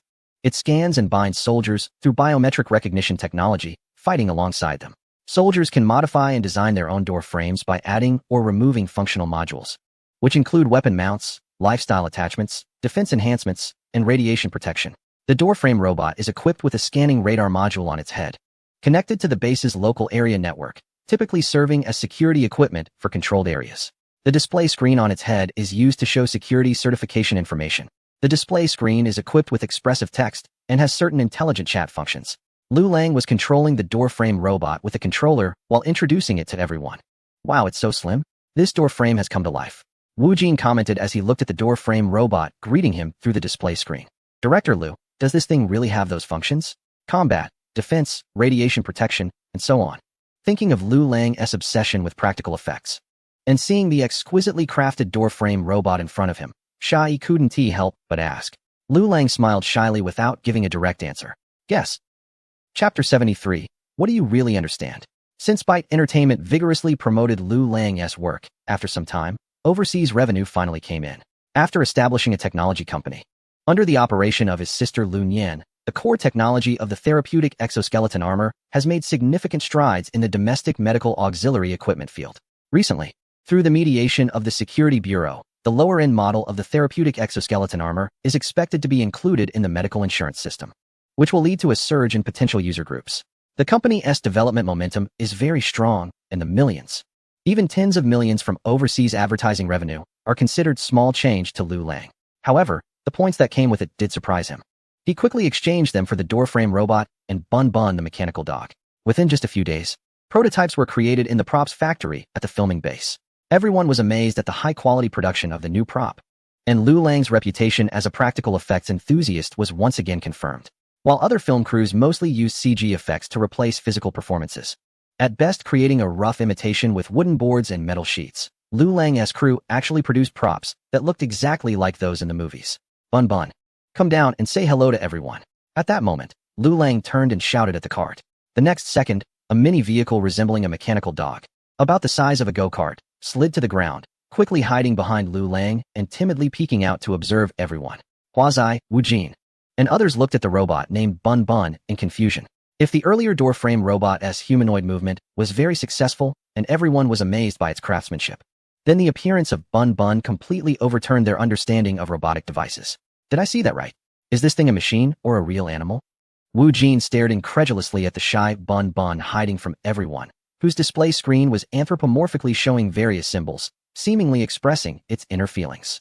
Its full name is the Multifunctional All-Terrain Intelligent Transport Platform. However, that name is quite cumbersome, so I also call it the mechanical dog. This unit is named Bun Bun, designed as a mechanical military dog with obedience functions. The mechanical dog's leg joints are all ball joints, and its feet are equipped with 4 mechanism wheels, allowing it to navigate various terrains with optimal mobility. The back features a liftable cargo platform, while 4-axis robotic arms on both sides can grasp and secure cargo. The head can rotate 180 degrees, with a camera and radar array on the front and a full-screen display on the back, which includes built-in emojis and voice recognition capabilities. Currently, the mechanical dog possesses a basic artificial intelligence emotional module, enabling it to understand human commands and provide appropriate feedback. Listening to Lu Lang's introduction, Shai, Huazai, Wu Jin, and others exchanged glances, surprised by Lu Lang's exaggerated claims about a robot capable of such advanced emotional intelligence. Director, just tell us directly. Does our The Wandering Earth crew have some official confidential mission? Shai finally couldn't hold back and leaned in to ask Lu Lang in a mysterious tone. After joining the crew, they had signed non-disclosure agreements, and there were mentions of rocket launches, along with official advanced 5th-generation fighter jets, aircraft carriers, warships, and submarines assisting in the filming. The UEG soldiers, who were strictly prohibited from revealing information, looked very much like active-duty soldiers, and not just any soldiers, but elite main battle troops. Shai, a veteran, had already begun to suspect the various strange occurrences within the Wandering Earth crew. In all his years of acting, he had never heard of a crew having such clout to coordinate with so many state-owned enterprises and official military forces for filming. Moreover, Lu Lang, the director, occasionally showcased some cutting-edge technology, such as space elevator cabins, doorframe robots, and the mechanical military dog. Although he wasn't a research scientist, he couldn't discern the true value of these advanced technologies at the moment. However, one thing he was certain of was that these movie props could not have been created solely by a director. Coupled with the non-disclosure agreement signed after joining the crew and the visible presence of security personnel around the filming base, he quickly deduced that Liu Lang was undertaking some special mission, using the filming of the Wandering Earth as a cover to test confidential military equipment. There's nothing going on, don't overthink it. We're just a normal science fiction film crew. These props are all made by me. With no connection to the authorities, Liu Lang quickly clarified, seeing the looks directed at him. The aircraft carriers, fighter jets, main battle troops, and soldiers were all props he managed to acquire through his own efforts. He had fully funded the production of the Wandering Earth. So how could anyone tarnish his reputation unjustly? Understood, director. I was being presumptuous. Even though I've retired, I always remember that I am still a soldier of the people. Don't worry, Director Liu. I will treat the upcoming filming as a political mission and complete it with quality and efficiency. Seeing Yi salute him seriously, Liu Lang was left dumbfounded. What exactly do you understand from this? Seeing Yi's performance, the other actors seemed to have realized something as well. The doubts that had been troubling them were suddenly cleared up. Director Liu, if there are any high-altitude weightlessness tests, just let me know. I'm not a fragile actor. Director Liu, count me in. Wang Ji chimed in with Wu Jin, and soon everyone, including Hua Zai, expressed their stance to Liu Lang. Even after everyone left, Liu Lang still looked bewildered. Howzy, is it my expression that was problematic? Or did they misunderstand? Liu Lang asked the assistant director beside him, looking confused. However, Lin Hao wore a resentful expression. Lang Gu, we've been brothers for so many years, and you're keeping this from me too? Damn, what have I hidden from you? My second uncle told me that they are now officially working for a defense-related military enterprise, and their monthly benefits exceed 10,000. They seem to be busy producing some reactive armor. Lang Gu, remember our promise to stay connected through thick and thin. Don't forget about your brother, Liu Lang. In the end, Liu Lang managed to silence Lin Hao with the promise of a position that would honor their brotherhood after the film wrapped up. Upon hearing this, the assistant director was immediately filled with enthusiasm. With the new film props in place, the shooting base became busy again. With official support, the crew of the Wandering Earth had strong logistical backing, including coordination of venues, personnel, equipment, and most crucially, military equipment for collaborative shooting. This significantly reduced the difficulty of filming the Wandering Earth. Given Liu Lang's high standards for live-action films, simple cardboard or wooden props would not satisfy him. In scenes requiring close-ups to showcase details, Liu Lang tried to use genuine high-tech products or props modified from various engineering machinery, providing a futuristic sci-fi feel. For wide shots, such as the destruction of the moon or large-scale meteorite impacts on Earth, he could only rely on CG effects. Although he was a stickler for practical shooting, blowing up the moon was just too absurd and unrealistic. His film The Wandering Earth was a sci-fi piece. If he actually tried to blow up the moon, it would turn into a thriller or horror film. Soon, the entire crew of The Wandering Earth was back to efficient shooting. The filming personnel, technical staff, and various crew members were all professionals gathered by Byte Entertainment. Most of the extras in the crew were active soldiers from the official military. The main actors were seasoned veterans and capable performers. Therefore, Liu Lang didn't have to worry too much. The entire crew was progressing according to plan. On another front, the sci-fi romance blockbuster Magic City Fortress, which had been initiated almost simultaneously with The Wandering Earth, also began filming. However, as a co-producer and investor of Fortress in the Magic City, Su Lei, the director of Huai Film Company, began to feel anxious. What's going on? Has the marketing department not heard anything about such a big event? Su Lei angrily pointed at the front-page headline of the newspaper and scolded his subordinates. The Ministry of Foreign Affairs refuted claims regarding domestic development of space weapons, stating that the so-called space weapons were actually props from the Wandering Earth film crew. This report is based on information from a former head of the Military Logistics and Military Technology Equipment Research Department at a military university, a naval major general, a doctoral advisor in military strategy, a leading figure in military equipment studies, and a special commentator for an official television station, Professor Zhang. Su Lei was completely unconcerned about the so-called space weapons. What he cared about was why such news could boost the popularity of the Wandering Earth film crew. Currently, Fortress in the Magic City was a clear competitor to Wandering Earth. As two science fiction films developed during the same period, their release dates would not be too far apart. At that time, the two similar films would inevitably be compared by the audience. As the person in charge of the Fortress in the Magic City project, Su Lei could not allow it to fall behind at the starting line. Since the film was announced, its popularity had relied entirely on the top-tier male star Lu Han. Now, seeing the rising topic and discussion around Wandering Earth due to this space weapon, Su Lei started to feel anxious. Director, our marketing department has investigated, and there happens to be a joint military exercise near the filming base of Wandering Earth. This military exercise coincidentally occurred, and our marketing department couldn't have received the news in advance. One of the subordinates said, feeling aggrieved after being scolded. Who would have thought that such a large-scale joint military exercise would be so close to the Wandering Earth filming base? It was said that this military exercise showcased a large number of the latest official advanced weaponry, including aircraft carriers equipped with electromagnetic catapult systems, mature fifth-generation carrier-based fighter jets, and world-class early warning aircraft, among others. The series of high-tech equipment participating in the exercise naturally attracted the attention of countries around the world. Even the Wandering Earth crew, located near the military exercise area, was scrutinized. Even launching a hot air balloon was perceived as a space weapon, leading to protests from foreign entities. Ultimately, this prompted an official refutation, causing the Wandering Earth crew to experience an inexplicable surge in popularity. Su Lei and his subordinates were left with headaches over the good fortune of the Wandering Earth crew. I don't care. The company supports your marketing department, not just to sit around. Come up with a way to get that popularity back. Su Lei demanded. Director, how about we create some gossip involving the two leads, Lu Han and Shu Qi? A subordinate quickly suggested a common publicity scheme under pressure. However, Lu Han has a girlfriend, and this might not be acceptable to him. Not acceptable? Once he signs the agreement, he has to cooperate with the publicity. If this movie flops, I'm finished, and he won't have it easy either. Isn't having a girlfriend even better? This scandal can have a few more twists to raise the heat. I'll subtly let him know that this matter is in your hands. Su Lei waved his hand grandly, assigning the task to his subordinate. The poor subordinate's face was twisted in a way that resembled a bitter melon. On one side was his direct supervisor, the director, and on the other was a top-tier male star. Neither side was easy to handle. Shocking. On-set insider report from Magic City Fortress. Shu Qin actually fed snacks to Lu Han herself. Exclusive report.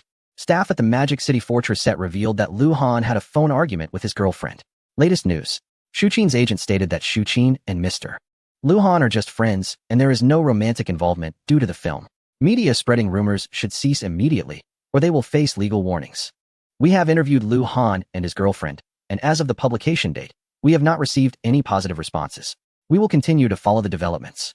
Soon, a series of exclusive scoops began appearing in print media and online reports.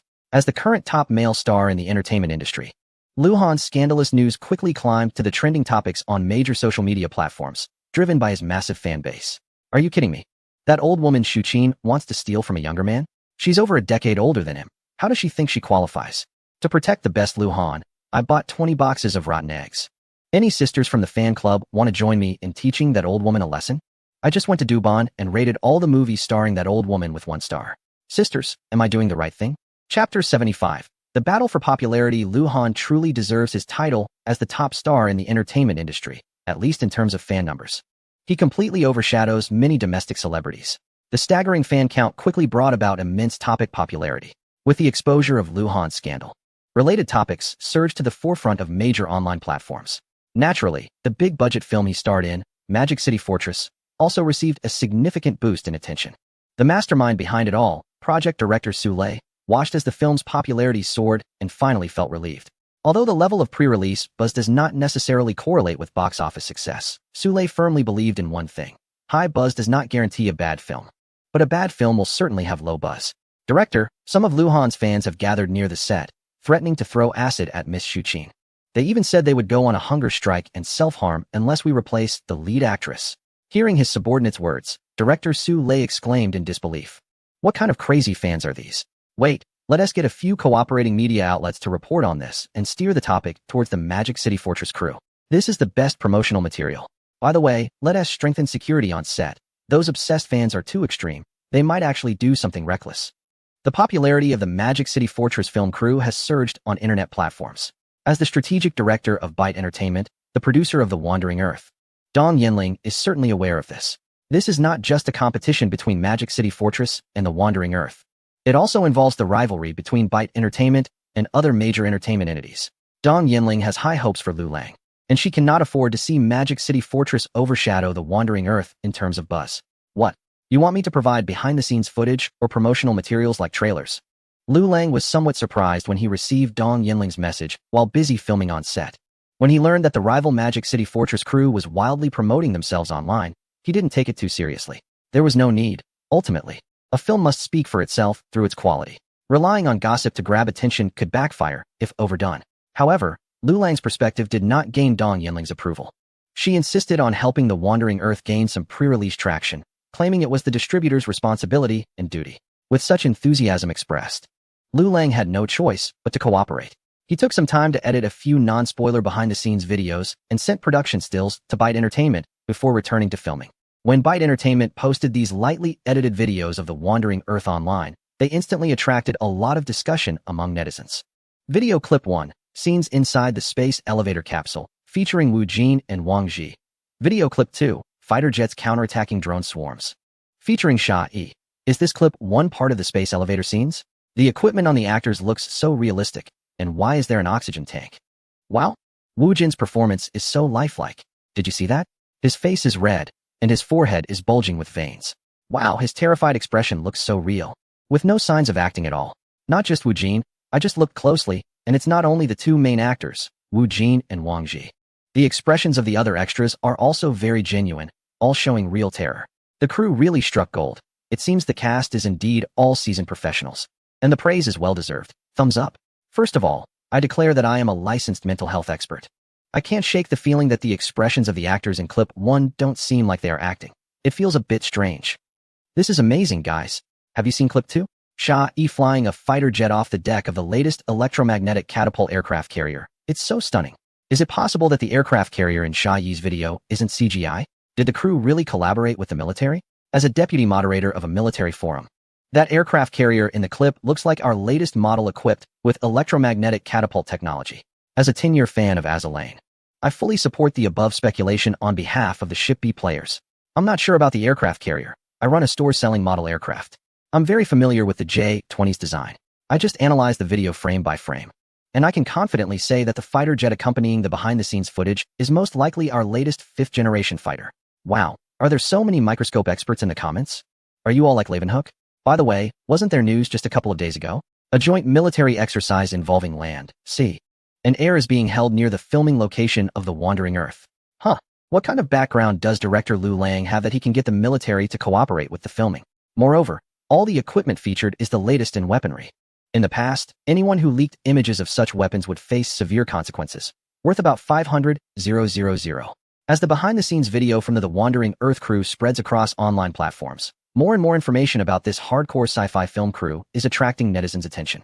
The photos of rapid-fire close-in weapon systems revealed on set show tons of spent shells scattered on the ground, leading netizens to joke that collecting these brass shell casings could make one rich. There are also upright walking frame robots and quirky robotic military dogs that can greet with screens and cameras, all of which have made netizens feel the sci-fi vibe. In all the promotional videos and images, the big-name actors like Wu Jin, Sha Yi, and Hua Zai are not the main focus. Instead, it's the hardcore weaponry, drones, warships, fighters, and the sci-fi-themed future robots and mechanical military dogs that have caught the netizens' interest. In contrast to the Magic City Fortress crew, which is constantly hyping up the male lead's romantic rumors, The Wandering Earth clearly aligns more with the hardcore sci-fi style. As the popularity of The Wandering Earth and Magic City Fortress continues to rise, fans of both sides, due to their competitive nature, have started to make pointed remarks against each other. Many actors and directors in the entertainment industry, either due to differing stances or to ride the wave of popularity, have begun to take sides and speak out for one party. Among them, Bai Fei's identity is particularly special. On one hand, he is a classmate of Lu Lang from the Film Academy's directing department. On the other hand, his graduation project, Chasing Dreams in the Entertainment Circle, can be said to have completely lost to the sci-fi short film produced by Lu Lang. As a senior classmate of director Lu Lang and a director who has worked on big-screen films, I believe I have the right to speak on this matter. Chapter 76. Bai Fei. There's nothing I'm afraid to criticize. I think The Wandering Earth has the potential to become a milestone work in the domestic film industry. As soon as this statement was made, it immediately drew waves of mockery across major social media platforms. I thought it was someone important, but it's just director Bai with a Dubon rating of 22. I suggest you watch Chasing Dreams in the Entertainment Circle again, thanks. With your level, do you even qualify to express an opinion? Aren't you afraid your film isn't eye-catching enough? Although you seem to be praising The Wandering Earth, it feels a bit strange. Director Bai, are you being sarcastic? Please, stop pretending. As a fan of director Lu Lang, I feel like you're trying to undermine him. In an instant, both the fans of The Wandering Earth and those related to Battle of Magic City dismissed Bai Fei's remarks, finding themselves criticized by fans of both films. This situation is quite unfortunate. However, as a seasoned internet critic, Bai Fei, who has previously clashed with the fan groups of well-known celebrities, is not bothered by this level of mockery at all. As a graduate from a film academy, I can confidently predict that Liu Lang's The Wandering Earth is definitely above standard and can at least be considered a true sci-fi film in recent years. The most important aspect of a sci-fi movie is the CG effects. Judging by the visual effects of scenes like the space elevator battle and the Moonfall Crisis, the CG production level of Liu Lang's studio has already reached the standards of world-class studios. Moreover, the cast of The Wandering Earth consists of seasoned actors, with only a couple being semi-popular. From what I know, the highest-paid actor in the crew is just a certain actor, earning only $10 million. With a budget reaching $6.8 billion, the actors' salaries account for such a small portion. The revealed behind-the-scenes footage also shows that a significant amount was spent on building sci-fi scenes and designing props. It's likely that future investments in post-production CG effects will not be lacking either, which are crucial parts of a sci-fi film. With these hard strengths ensured, the sci-fi pedigree of The Wandering Earth is bound to be impressive. I used to be naive, thinking that those popular stars had box office appeal and were the most important presence in a film. Now, after completing Chasing Dreams in the entertainment circle, I realize how foolish I was. With a Dubon rating of 22, no one understands bad films better than I do. I can confidently say that The Wandering Earth is definitely not a bad film. It's rare for Bai Fei not to start off with criticism, but instead analyze things reasonably, which left the netizens prepared for a clash with him, feeling a bit unprepared. Although Bai Fei and Liu Lang were competitors during their graduation project evaluations, once Liu Lang became the winner of the Starlight Award for Best Short Film and created The Wandering Earth, which won the Hugo Award for Best Short Story. Even the proud Bai Fei had to admit that Liu Lang was far superior.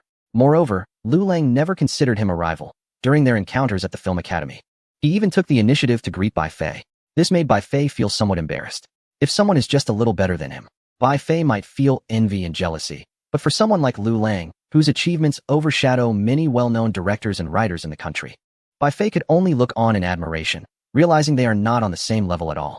As a classmate of Liu Lang in the directing department, the higher Liu Lang's achievements, the more pride his classmates, including Bai Fei, feel. In the past, when they introduced themselves to people in the industry as graduates of a certain film academy, most of the time, the other party would look confused. However, when they mentioned that they were classmates of director Liu Lang, the response would often be one of realization, and the attitude would become much warmer. The film industry is quite pragmatic. Even though Liu Lang hasn't participated in the class group chat for a long time, the group admin still thoughtfully assigned him as an admin. As long as they share a chat group with Liu Lang, it becomes an invisible resource.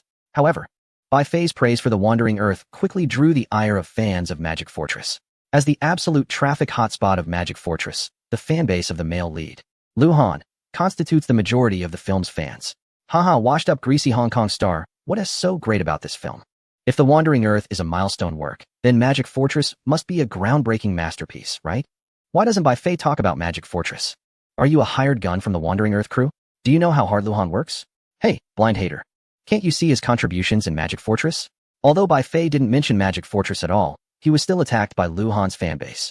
The two films are competitors, and Bai Fei's excessive praise for The Wandering Earth without any comment on Magic Fortress clearly came off as a slight against Liu Han's film.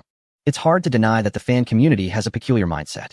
Bai Fei, who was inexplicably bombarded on social media and pressured to apologize by countless Liu Han fans, felt very angry. All you Liu Han fans, get out of here and stop acting crazy. Whether The Wandering Earth becomes a milestone work depends on time and the market. But I know that your brother's Magic Fortress will probably end up being a flop. Just wait and see. Provoked, Bai Fei tore off his gentlemanly mask and transformed back into a keyboard warrior, engaging fiercely with the agitated Liu Han fans. His lead role alone commands a salary of $100 million, and with promotional costs, along with the salaries of other actors and crew members, over $200 million would be gone. With a total investment of only $400 million, there is hardly any production budget left. How can they even afford to create decent special effects? You brainless fans, if you really care about your brother, why not donate more money to the crew? I'm eager to see what kind of rubbish this movie will turn out to be. After working with the rising star Lin Junyan, Bai Fei developed a grudge against popular celebrities, firmly believing that the failure of Chasing Dreams in the entertainment circle is indelibly linked to the male lead Lin Junyan. Even though Liu Han is currently the hottest male star in the entertainment industry, Bai Fei shows no leniency, criticizing him openly, stating that if it comes to it, he would simply leave the film industry and go home to inherit his family fortune. Wow, Director Bai is so bold. Love it. Director Bai is quite the character. He really dares to speak his mind. I admit my previous understanding of him was too one-sided, and I apologize. Brothers, let us boost the 5-star reviews for Chasing Dreams in the entertainment circle on Dubon. Chapter 77. The Golden Spittoon Award. What Bai Fei didn't expect was that his remarks quickly garnered a wave of applause online. The supporters came from various backgrounds, military and sci-fi fans attracted by the behind-the-scenes snippets of The Wandering Earth, personal fans of director Liu Lang, and some fans of other actors in the crew. However, the majority were the bystanders who had long been displeased with the dominance of young, flashy stars in the entertainment industry. Despite Byte Entertainment's elaborate promotion, it only managed to inform these bystander viewers that a film called The Wandering Earth was in production. Yet, the back and forth between Bai Fei and Liu Han's fan groups led to an influx of new viewers for The Wandering Earth. Fans of popular stars are often aggressive. And although the bystander audience disapproves of these young stars, they usually keep their opinions to themselves, fearing backlash from the fan groups. But for Bai Fei, none of this mattered.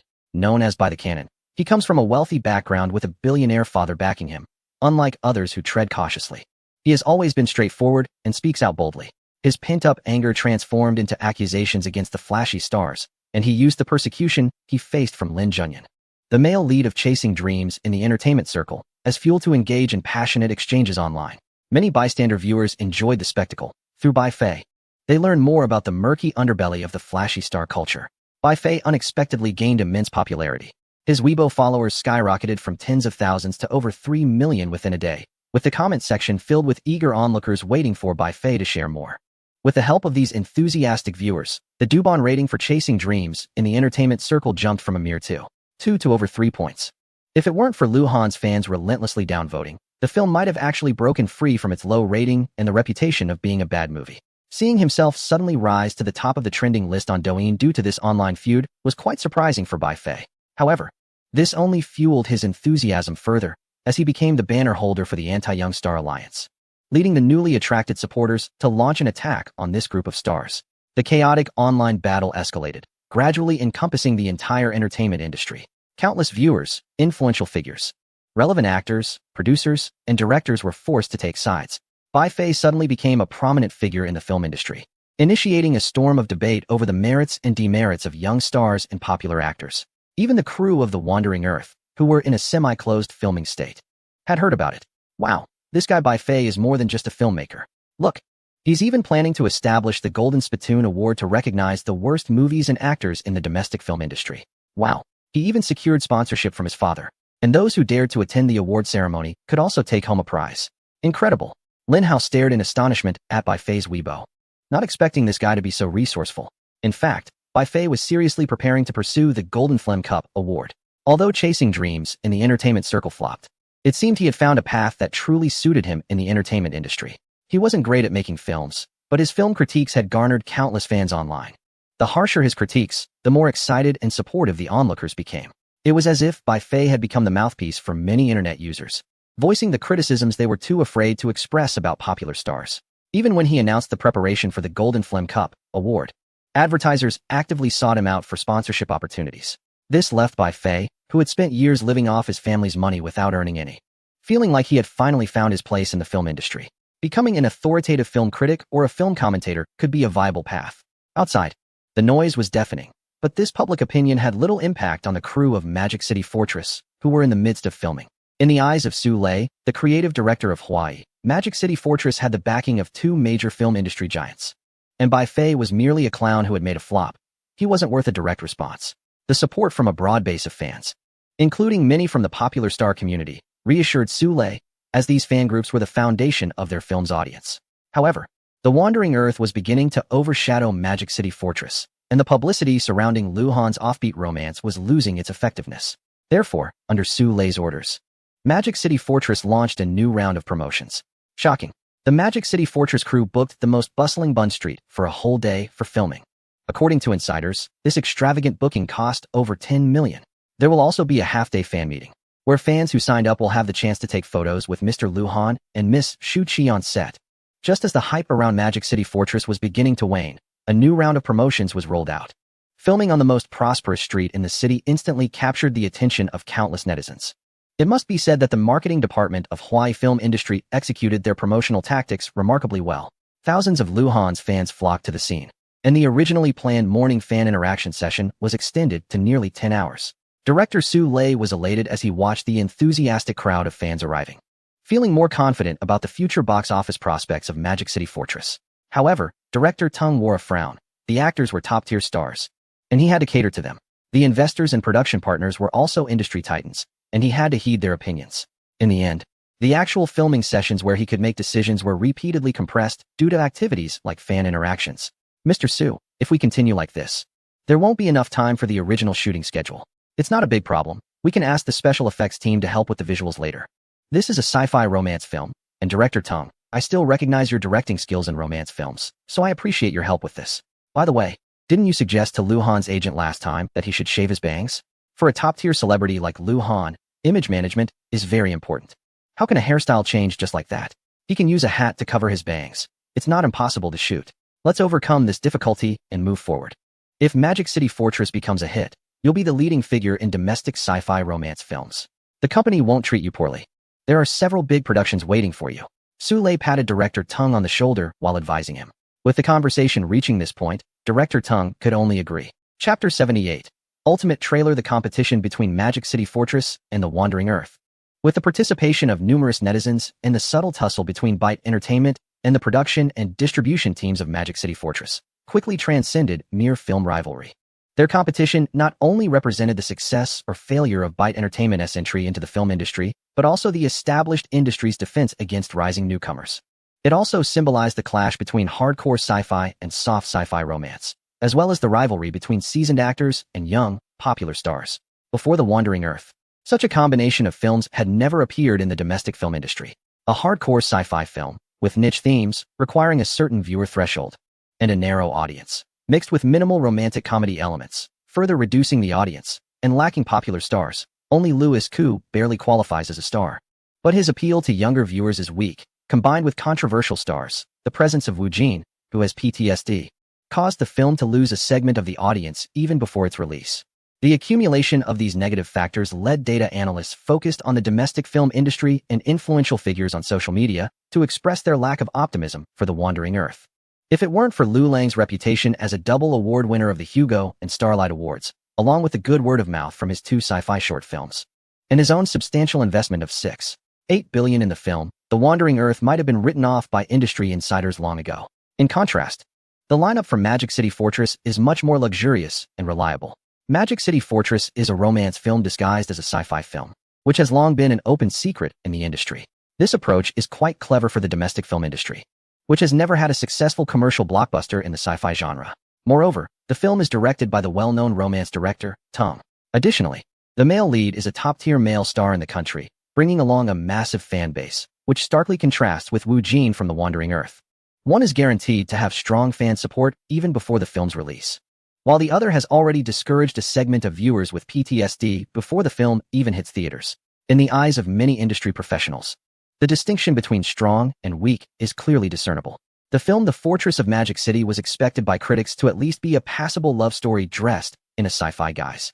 Based on previous experiences with major productions featuring top-tier stars, it was anticipated to earn twice its investment at the box office. Ensuring cost recovery was not an issue. The difference lay in how much profit could be made. However, with an investment as high as $6.8 billion, the sentiment among critics and industry insiders regarding The Wandering Earth was largely pessimistic. If such a colossal investment was indeed accurate, then the film would need to gross at least $1.4 billion to break even. As 2 major productions competing in the film industry, both movies have undoubtedly become hot topics recently, prompting countless critics and professionals to analyze them on various internet platforms. Lu Lang disregarded the myriad analyses circulating online, and after over 3 months of shooting, most of the live-action scenes had been wrapped up.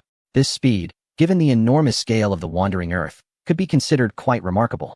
At the urging of the representative from the distribution side, the strategic director of Byte Entertainment, Dong Yinling, Lu Lang took the time to create the final version of the trailer, which ran for 3 minutes and 8 seconds.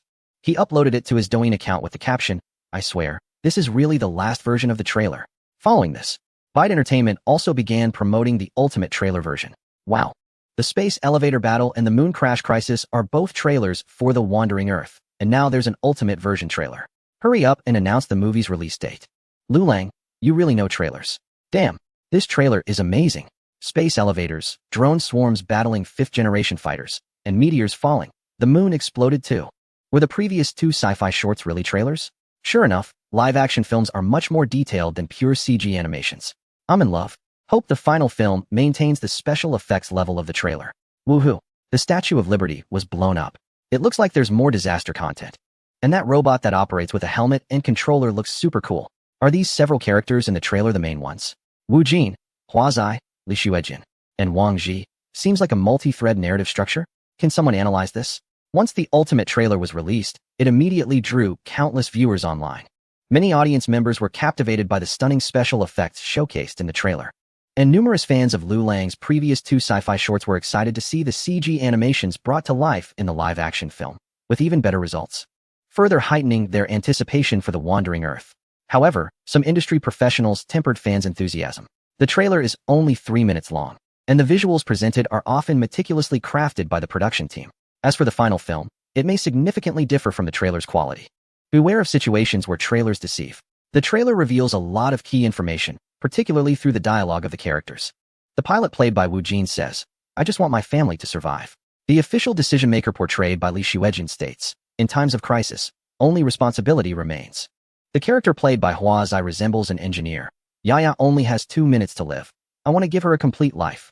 The supposed female lead, Wang Ji, says, "I am here, always here." Finally, my favorite line comes from Li Xuejin. "I believe we will see the blue sky and flowers blooming on the branches again." Based on the limited information from the trailer and the original work, it seems that the movie The Wandering Earth has undergone a complete adaptation. There is a sense of patriotism and heroic moments in times of crisis, which feels quite emotional. Wu Jin and the female lead Wang Ji are likely responsible for the few emotional storylines, while Hua Zai and Li Xuejin handle the other 2 lines. I am particularly interested in the USB-like device that Hua Zai plugs into the computer equipment. Considering his statement about wanting to give his daughter a complete life, I can irresponsibly speculate that it might be related to mechanical life. Overall, the trailer has increased my anticipation for The Wandering Earth. It feels different from those ordinary Hollywood sci-fi disaster films with simple narratives and thin plots, as it seems to contain more content worth delving into. Wow. You must be amazing at reading comprehension, always getting full marks, right? Seriously, how can you see so much in just 3 minutes? Quickly tell me. Are you secretly Liu Lang's alternate account? Chapter 79, scheduled for Spring Festival, a hard clash. With the promotional efforts of Byte Entertainment, more and more people have seen the ultimate trailer for The Wandering Earth. As many netizens joined the discussion, the short 3-minute trailer was continuously analyzed, making many onlookers even more interested in The Wandering Earth. Lang Go, is it really true, as those netizens say, that this 3-minute trailer hides so many carefully designed details? Lin Hao looked at the thousands of words of analysis from netizens focused on the brief trailer and couldn't help but admire their talent. After seeing this, Liu Lang also found the excessive interpretations of these netizens ridiculous. "I'm busy working on the film's post-production. How could I have time to design details for a trailer?" Liu Lang shook his head and stopped paying attention. The live-action shots for The Wandering Earth had been basically completed after more than 3 months of filming. What remained was the rendering of the crucial CG special effects in the movie. By the way, Howsy, contact Byte Entertainment and let them know I plan to release it in theaters during the Spring Festival. Tell them to prepare for the promotional coordination. The Spring Festival? Doesn't that leave less than 4 months? Will it be ready? Lin Hao was taken aback. Post-production often takes more time than filming, especially for a hardcore sci-fi film like The Wandering Earth, which has high demands for special effects. In Lin Hao's view, 4 months is simply not enough to achieve the special effects level shown in the trailer. Rest assured, this is my debut on the big screen. There's no way I could deceive you. Give me 4 months, and I'll show you a miracle. With the assistance of a cutting-edge film technology system, Liu Lang is brimming with confidence. Meanwhile, when the ultimate trailer for The Wandering Earth was released, Su Lei, the project head for Fortress of Magic City, was momentarily stunned. Is this a joke? They released the final trailer so soon? Their post-production effects can't possibly be finished in time, can they? Su Lei watched the ultimate trailer with a look of disbelief, his expression grave afterward. As the project head, he possesses a basic level of film appreciation. Judging by the visual effects presented in the Wandering Earth trailer, it can almost be said to have reached the world-class level of Hollywood sci-fi films. Director. They started filming almost simultaneously with us, and their initial shoots were only recently wrapped up. The effects for this trailer must have been outsourced to a foreign company. Otherwise, it wouldn't be possible to produce it so quickly. Upon hearing his subordinate's well-founded analysis, Su Lei's expression improved slightly. How's our progress? Director Tung said they are in the final stages now. Once that's done, only post-production will remain. Tell him to speed it up. We can't fall behind The Wandering Earth. His subordinate hurried off to relay the message to the director. Just then, an assistant rushed over, delivering shocking news to Su Lei. What? The Wandering Earth is scheduled for release on New Year's Day. Director Tung, who arrived upon hearing the news, also looked bewildered. Have they lost their minds? They set a release date so quickly? With only 4 months left until the Spring Festival, can they finish post-production in time? Su Lei and director Tung exchanged stunned glances. Fortress of Magic City has publicly announced an investment of $400 million, of which only about $50 to $60 million can realistically be allocated to post-production effects. Even so, it is expected to take nearly half a year to complete the effects. In contrast, The Wandering Earth, claiming an investment of up to $6.8 billion, has much lower actor costs than Fortress of Magic City. The publicity costs, based on the current results and scale, are also far less than those of Fortress of Magic City. It is speculated that the effects budget is at least $400 million. Such a massive effects budget, yet they claim the production cycle is only 4 months. This is clearly nonsense. I understand now. Liu Lang's actual investment is probably only $2 to $3 billion, and he's inflated it to $6.8 billion as a publicity stunt. Young people these days are really ruthless. I almost fell for it. After some analysis, Su Lei and director Ting quickly concluded that the investment cost for The Wandering Earth was grossly exaggerated. Otherwise, it wouldn't explain why they have the money but are not hiring more box office drawing stars currently in the market. Moreover, if the investment were truly that high, the other party's post-production effects work could not possibly be completed in just 4 months. President Su, what should we do? Should we still plan to release in the summer? Faced with the advanced scheduling of The Wandering Earth, director Tung found himself at a loss for what to do. What does the early release of The Wandering Earth signify? It shows that they are afraid. Su Lei increasingly felt that he had guessed his competitors' intentions. Did they think that speeding up post-production and advancing their release date could help them avoid a direct confrontation with us? Lacking strength, they want to dodge the battle? Su Lei sneered. I want Magic City Fortress to face off against The Wandering Earth. Let's see who the true sci-fi film of the Dragon Nation is. All along, Magic City Fortress and The Wandering Earth have been rivals, both vying for the title of the Dragon Nation's top sci-fi film, subtly competing against each other. Seeing The Wandering Earth showing signs of retreat, how could Su Lei let this opportunity slip by? Director Tung, you'll need to work overtime. And I will also contact the post-production department to speed things up. We must make it in time for the Spring Festival release. Su Lei was determined to go head-to-head with The Wandering Earth during the Spring Festival. He couldn't allow The Wandering Earth to be released first. If their film turned out to be terrible, it might create a negative sentiment towards sci-fi films among the audience. Then, Magic City Fortress, which would be released later and is also a sci-fi film, would suffer an undeserved disaster. Su Lei said seriously to director Tung, as he had already come to view The Wandering Earth as a poor sci-fi film. If it weren't a bad film, why would they choose to announce their schedule during this sensitive period after completing the initial filming? The likelihood is that the quality of the live-action finished product is so low that The Wandering Earth had to avoid competing directly with the large-scale sci-fi film Magic City Fortress. As for why they chose to advance rather than postpone, that was even easier to understand. An earlier release could still capture some audience interest. If they released after Magic City Fortress, having a successful film as a precedent, the audience might not be inclined to support a poor sci-fi film like The Wandering Earth.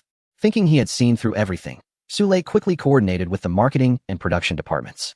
Ultimately, on the same day that The Wandering Earth announced its schedule, Magic City Fortress also declared its release date for the first day of the Lunar New Year. Both films would compete on the same stage during the Spring Festival.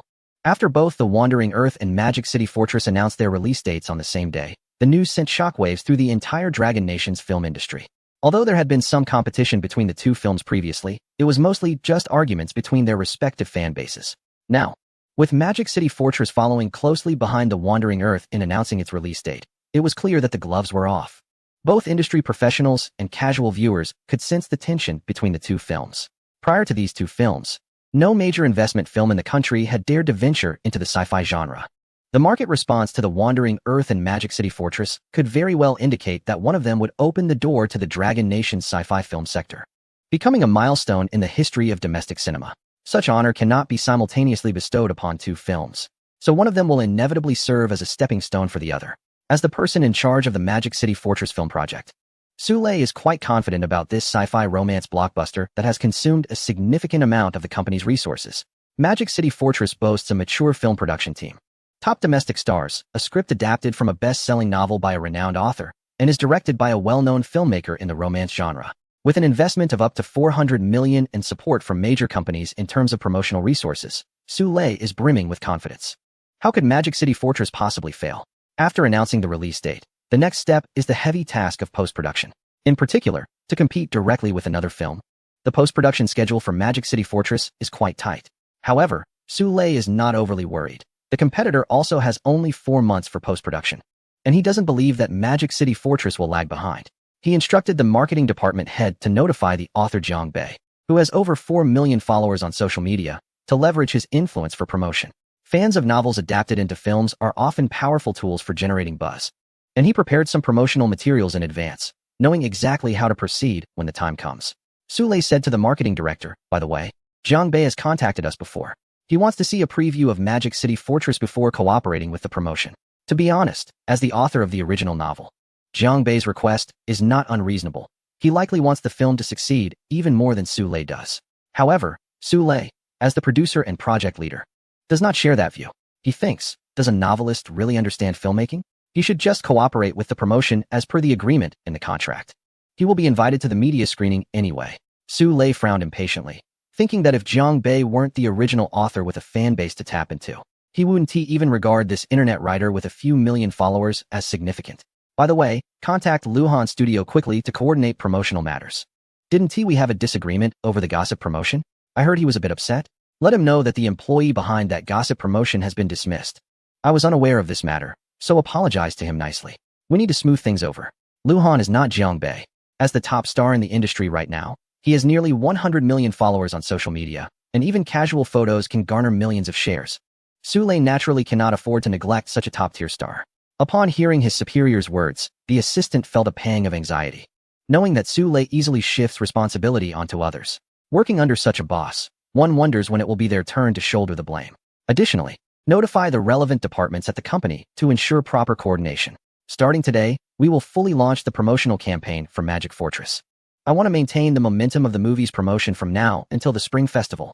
The director, after a long period of promotion, was reminded by the assistant that the special funds allocated for publicity might be insufficient. This reminder caused Su Lei, who was energetically directing the campaign, to freeze momentarily. Despite the high investment of 400 million, actor salaries and promotional costs had already consumed more than half of the budget, and with the expensive post-production effects, there wasn't much funding left. It was planned to draw funds from the effects budget, which had already been shortened in production time, so it shouldn't cost that much. We must ensure that the promotional efforts surpass the Wandering Earth. After assigning several tasks to the assistant, Su Lei personally went to the headquarters for a confidential discussion with the boss.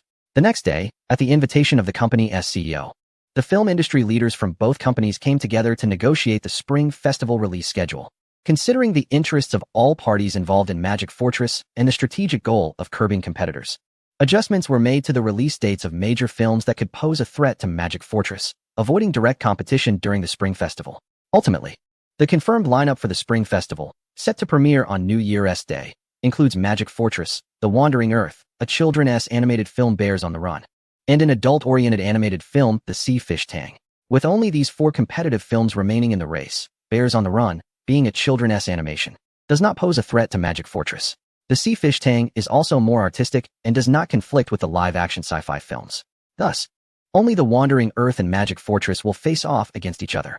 Actors, artists, directors, and many industry insiders from the 3 companies have gradually begun to publicly express their support for Magic Fortress on social media. Within just a week, nearly half of the entertainment industry has rallied behind Magic Fortress. This has made Dong Yinling, the strategic director of the new entrant in the domestic film industry, anxious. There are not many well-known figures within the industry that Byte Entertainment can rely on, and facing the combined pressure from established industry leaders, they find themselves in a difficult position. Lin Hao, the assistant director, was equally anxious and quickly informed Lu Lang, who was deep in post-production. Upon hearing the news, Lu Lang did not seem overly concerned. Instead, he pondered for a moment and made several phone calls. Standing beside Lu Lang, Lin Hao caught a glimpse of some names in Lu Lang's contact list. Brother Lei, DJI, Shugong, Academy of Sciences, Space Research Institute. Chapter 81, The Appearance of the National Team. Lao Gu, what are you up to? Lin Hao had a vague suspicion in his heart. Recruitment, huh? But the people they invited to join the project were all actors, directors, and producers from the entertainment industry. Would it really be effective to invite these professionals who are not in the same field? How would we know if we don't try? Lu Lang shrugged and continued making phone calls. Hello, Brother Lei, long time no see. I need your help with a small favor. No. You don't need to go to outer space, nor do you need to use active warships as target props, and definitely not to film a nuclear explosion. How could I possibly make such outrageous requests? The next morning, dozens of engineering machinery companies that had assisted with the filming of The Wandering Earth announced their support for the film on their official websites and various internet platforms. The companies participating in the support for the Wandering Earth were almost all large state-owned enterprises, carefully selected and known as leaders in various mechanical equipment manufacturing fields. Any one of these engineering machinery companies could easily have thousands or even tens of thousands of workers. Through the social media platforms of these workers, the promotion for the Wandering Earth spread like a virus, appearing in front of hundreds of thousands of friends and family of the workers, ultimately reaching millions of people. However, this was just the least effective promotional channel. DJI quickly joined the promotional support for the movie The Wandering Earth. As an absolute leader in the global civil drone industry, DJI's recognition in the domestic market far surpassed that of those engineering machinery companies. Moreover, since DJI's main products were drone aerial photography equipment, the user base had an unexpectedly high acceptance of sci-fi films. This collaboration with The Wandering Earth could be considered a prime example of precise marketing. Wow! Brothers on the forum, hurry up and check out DJI's official website. After the first day of the Lunar New Year, you can enter a lottery with your movie ticket for a chance to win a limited edition Predator drone. It's even signed by director Liu Lang himself. Cut it out, another lottery. Don't tell me they are just going to throw in 1 or 2 limited editions for show. That's boring. Wow. I just checked, and there are actually 500 prizes? A 1/4 limited edition Predator drone. Did DJI really go all out this time? There are also discount coupons. After the first day of the Lunar New Year, you can use your movie ticket to buy and get a discount of 1 unit of currency per ticket, with a maximum of 10 tickets per order. You can enjoy a 10 discount on all models. I'm just about to upgrade to a Mavic 3 Pro. How great. The Wandering Earth can actually collaborate with DJI. That's impressive, right? Bro, you probably don't know about the relationship between director Liu Lang and DJI, do you? They seem to have a technical collaboration, particularly on the recently promoted large drone series. During the film shoot, DJI provided 1,000 scale model Predator drones as props. In various forums and threads related to drones, DJI's collaborative promotional activities quickly spread. The allure of 500 limited edition civilian Predator drones was irresistible to drone enthusiasts. The movie The Wandering Earth has not yet premiered, but second-hand trading platforms are already listing purchase orders for limited edition Predator drones, with prices reaching up to $34 million, entering the realm of luxury and collectibles. For many, the real deal is purchasing tickets with a discount of up to 10. This unprecedented collaboration by DJI has been wildly shared in the domestic electronics and technology circles, attracting the attention of many electronics enthusiasts who previously had no interest in drones. Originally, I wasn't planning to go to the cinema, but this time I see it as buying a lottery ticket. What if I actually win? I'm planning to take my family to see The Wandering Earth, 5 tickets to increase the chances of winning. You guys are too naive. You need to be bolder. Let me show you a way to make a fortune. Just go to the cinema entrance and buy the tickets of those who watch The Wandering Earth for 50 cents each, aiming for tens of thousands. Isn't the chance of winning higher than hitting the jackpot? If you win, just sell the tickets for hundreds of thousands. If you don't, you can sell them at a DJI store for $1 each. You can't lose. Wow, dude, you're really ruthless. Bro, you've stolen my plan. Quickly delete this post, and let us get rich secretly. If it works out, I'll transfer you 50 via WeChat. After DJI, even the Academy of Sciences and the Aerospace Institute publicly promoted support for The Wandering Earth. They claim that the filming of such a hard sci-fi film is not only significant for the domestic film industry, but also inspirational for the pursuit of truth in science and exploration of space. It could attract more young people in the country to broaden their horizons and shift their interests from romance to more crucial scientific and technological research for humanity and the nation, as well as the vast universe. Following the endorsement from national-level research institutions like the Academy of Sciences and the Aerospace Institute, more authoritative media outlets also praised The Wandering Earth. This series of reactions and statements left professionals in the domestic film industry astonished. They couldn't understand why these national teams, enterprises, and media would give such high praise to a film that hasn't even been released yet. Is it simply because director Liu Lang is a recipient of the Starlight Award and the Hugo Award, bringing glory to the country? Analyzing from a market perspective, the market expectations for The Wandering Earth are clearly not as high as its competitor Magic Fortress, Liu Lang and Dong Yanling. What have you invested to garner such official support for The Wandering Earth? Su Lei was baffled, convinced that ByteDance Entertainment was behind this. Getting nearly half of the film industry to publicly support Magic Fortress was the limit of what the producers could achieve. However, just when Su Lei thought that The Wandering Earth was being overshadowed in terms of publicity, the other side miraculously broke through from official channels. In the eyes of the general public, the authority and credibility of institutions such as the Academy of Sciences, the Aerospace Research Institute, and state media are far beyond what a few directors and stars in the film industry can compare to. With the endorsement from official channels, The Wandering Earth successfully generated a wave of popularity among the people. Director, what should we do? Should we continue to invest in promotions? Hearing the assistant's inquiry, Sule couldn't help but feel a surge of irritation. He decided to contact the distributors and cinema representatives to prepare for an early movie pre-sale. After some contemplation, Sule resolved not to waste funds on promotions and to start the pre-sale for Fortress of Magic City a month in advance. Chapter 82, 1 million in 10 minutes. Halfway through with champagne, Fortress of Magic City's shocking pre-sale. Pre-sale tickets have a chance to win a signed poster by Lu Han. Under Sule's coordination, Huai Brothers Media, in collaboration with relevant distributors like Penguin and Alibaba, launched a grand pre-sale event for Fortress of Magic City a month early. Several domestic cinema chains also graciously displayed the movie posters in their theaters. As a key promotional element, the crew set up a movie prop, the Magic City Cannon. On the bund, although the cannon, made entirely of cardboard, wood, and paint, looked somewhat cheap, it still attracted many tourists for photos. Media outlets across the internet reported on the pre-sale activities for Fortress of Magic City. However, the real focus of the promotion was still Lu Han's fanbase. Only his diehard fans would start pre-ordering tickets a month before the movie's release. At midnight, the newly opened pre-sale channel was flooded with Lu Han's fans, causing a brief glitch on the pre-sale website. 100,000, 500,000, 1 million. In just 10 minutes, the pre-sale box office for Fortress of Magic City surpassed 1 million. This thrilled Sule, who had been glued to his computer screen, refreshing the page every few seconds. It seemed that choosing Lu Han as the male lead was indeed a wise decision. If every one of Lu Han's fans bought a ticket, and considering their families, boyfriends, and husbands, we might just break even from the pre-sale alone. To be honest, when he first contacted Lu Han for the lead role, Sule was somewhat hesitant about the nearly 100 million remuneration offer.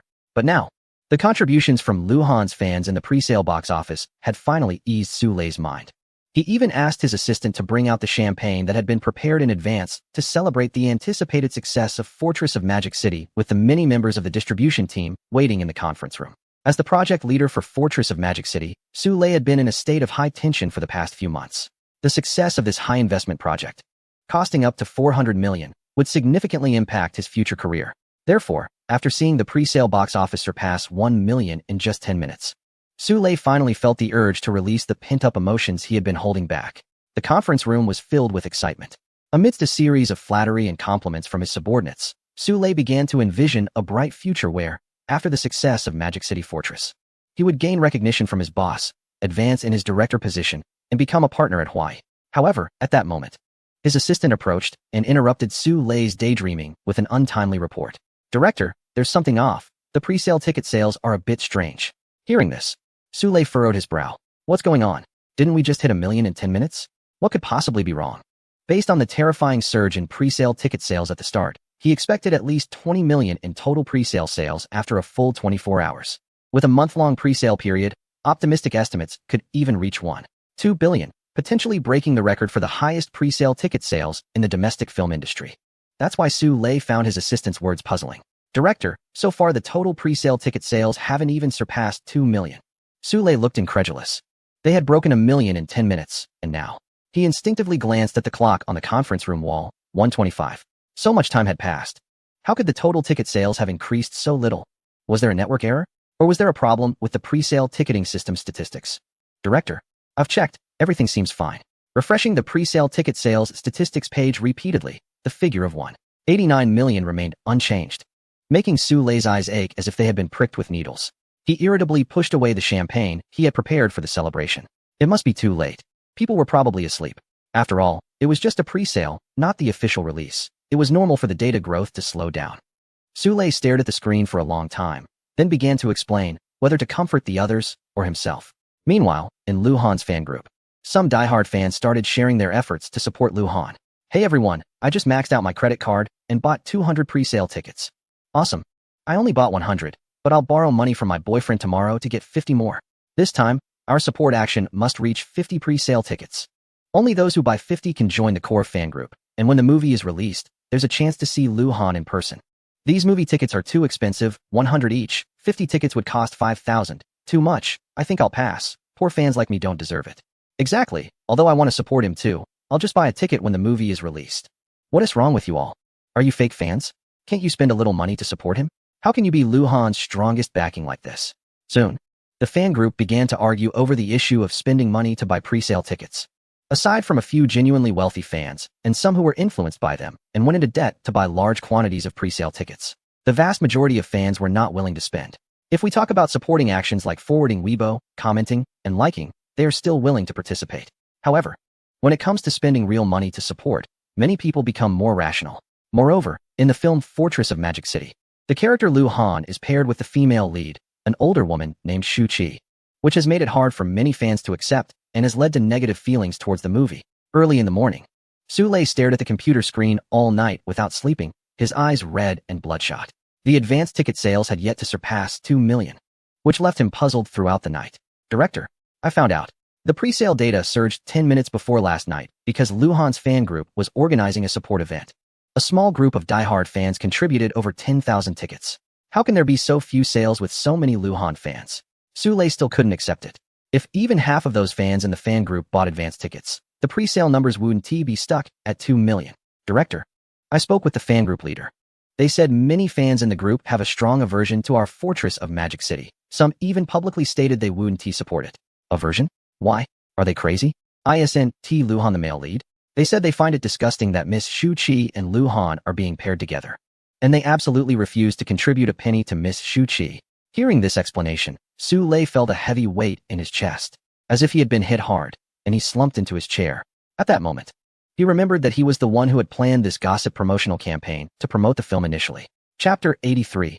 Test Screening, based on defense as days passed. Lu Lang did not start the advance ticket sales for Fortress of Magic City a month in advance. Instead, he proceeded step by step, refining the post-production of The Wandering Earth. Finally, a week before the Spring Festival, the final edit was completed, passed the review, and was allowed for screening. By this time, to promote the film's reputation, Lu Lang announced the launch of a pre-release media test screening, inviting well-known film columnists and media from across the country to participate. Good wine fears no deep alley. Relying solely on the Ultimate Version trailer released a month ago and promotions from major companies like DJI and XCMG, Lu Lang felt these efforts were still far from enough to attract more viewers to theaters for The Wandering Earth. To genuinely earn the audience's recognition, the focus had to return to the quality of the film itself. Thus, holding a media test screening before the official release became an excellent promotional method. The invited film media, journalists, and film writers would provide their evaluations of the movie to the general audience without revealing spoilers. Professional critics' evaluations would significantly impact the film's early reputation. If the film's quality is strong enough, the media test screening would become a powerful promotional tool, allowing it to gain popularity quickly and attract more viewers who were on the fence. After the screening time and date for The Wandering Earth was announced, the Fortress quickly followed suit by scheduling their screening on the same day. After months of fierce competition between the two films, tensions were high, and the poor pre-sale box office results left Su Lei with no way to retreat. Before the official release of the film, he could only pin his hopes on the screening event. The Wandering Earth set its media screening for 8 p.m., and upon learning this, Su Lei retaliated by scheduling the Fortress screening for 6 p.m. on the same day.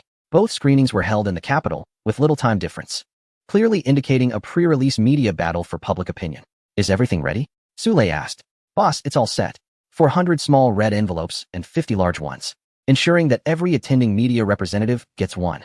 Su Lei nodded in satisfaction upon hearing that his assistant had completed the preparations. As the saying goes, a short hand is easy to grasp, and a soft hand is easy to take. After receiving the red envelopes, the media and journalists attending the screening would not completely favor the Fortress, but at least they might hold back a bit when it came to criticism, giving some consideration. As the clock approached 5:30 p.m., many media personnel, journalists, and film writers arrived at the cinema for the Fortress screening with their invitations. Su Lei personally stood at the entrance to greet them, wearing a bright smile, completely unaware of the previous period of anxiety. Mr. Jiang Bei, welcome. Please feel at home here. Without your novel, the Fortress movie wouldn't have been possible. Soon, a young man wearing gold-rimmed glasses approached somewhat shyly. He was the original author of The Fortress. After a few polite exchanges, Su Lei had the staff escort Jiang Bei to his seat in the venue. Following that, groups of professional film critics arrived one after another. Boss, that's the most outspoken critic. And the one behind him is Clockwork Zhang. These two are the most popular film critics on internet platforms this year. One has nearly 100 million followers on Douyin, an absolute top-tier film account, while the other has developed a following of nearly 100 million across Weibo, Bilibili, and other platforms. As a professional in the film industry, Su Lei had certainly heard of these two prominent critics, who were very active on domestic internet platforms. Compared to other established critics, their reviews resonated more with younger audiences. and their opinions were considered more authoritative among this demographic. This was Su Lei's first time seeing the real people behind these top-tier film critique accounts. Recognizing their status among young viewers, he immediately had a bright idea. Prepare 4 large red envelopes, double portions for each. After giving instructions to his assistant, he eagerly went to greet them with a beaming smile. As the time approached 6 p.m., just when Su Lei thought no one else was coming, an unexpected guest arrived right on time. Hello, I'm Bai Fei, the founder of the Golden Phlegm Pot Film Review magazine. Upon hearing Bai Fei's name and the title of his magazine, Su Lei couldn't help but feel a surge of frustration. Bai Fei was notorious for his online feuds with Lu Han's fan community, known as a prominent critic of young idols and a representative of the Celebrity Alliance. Now that he appeared here, was he here to stir trouble?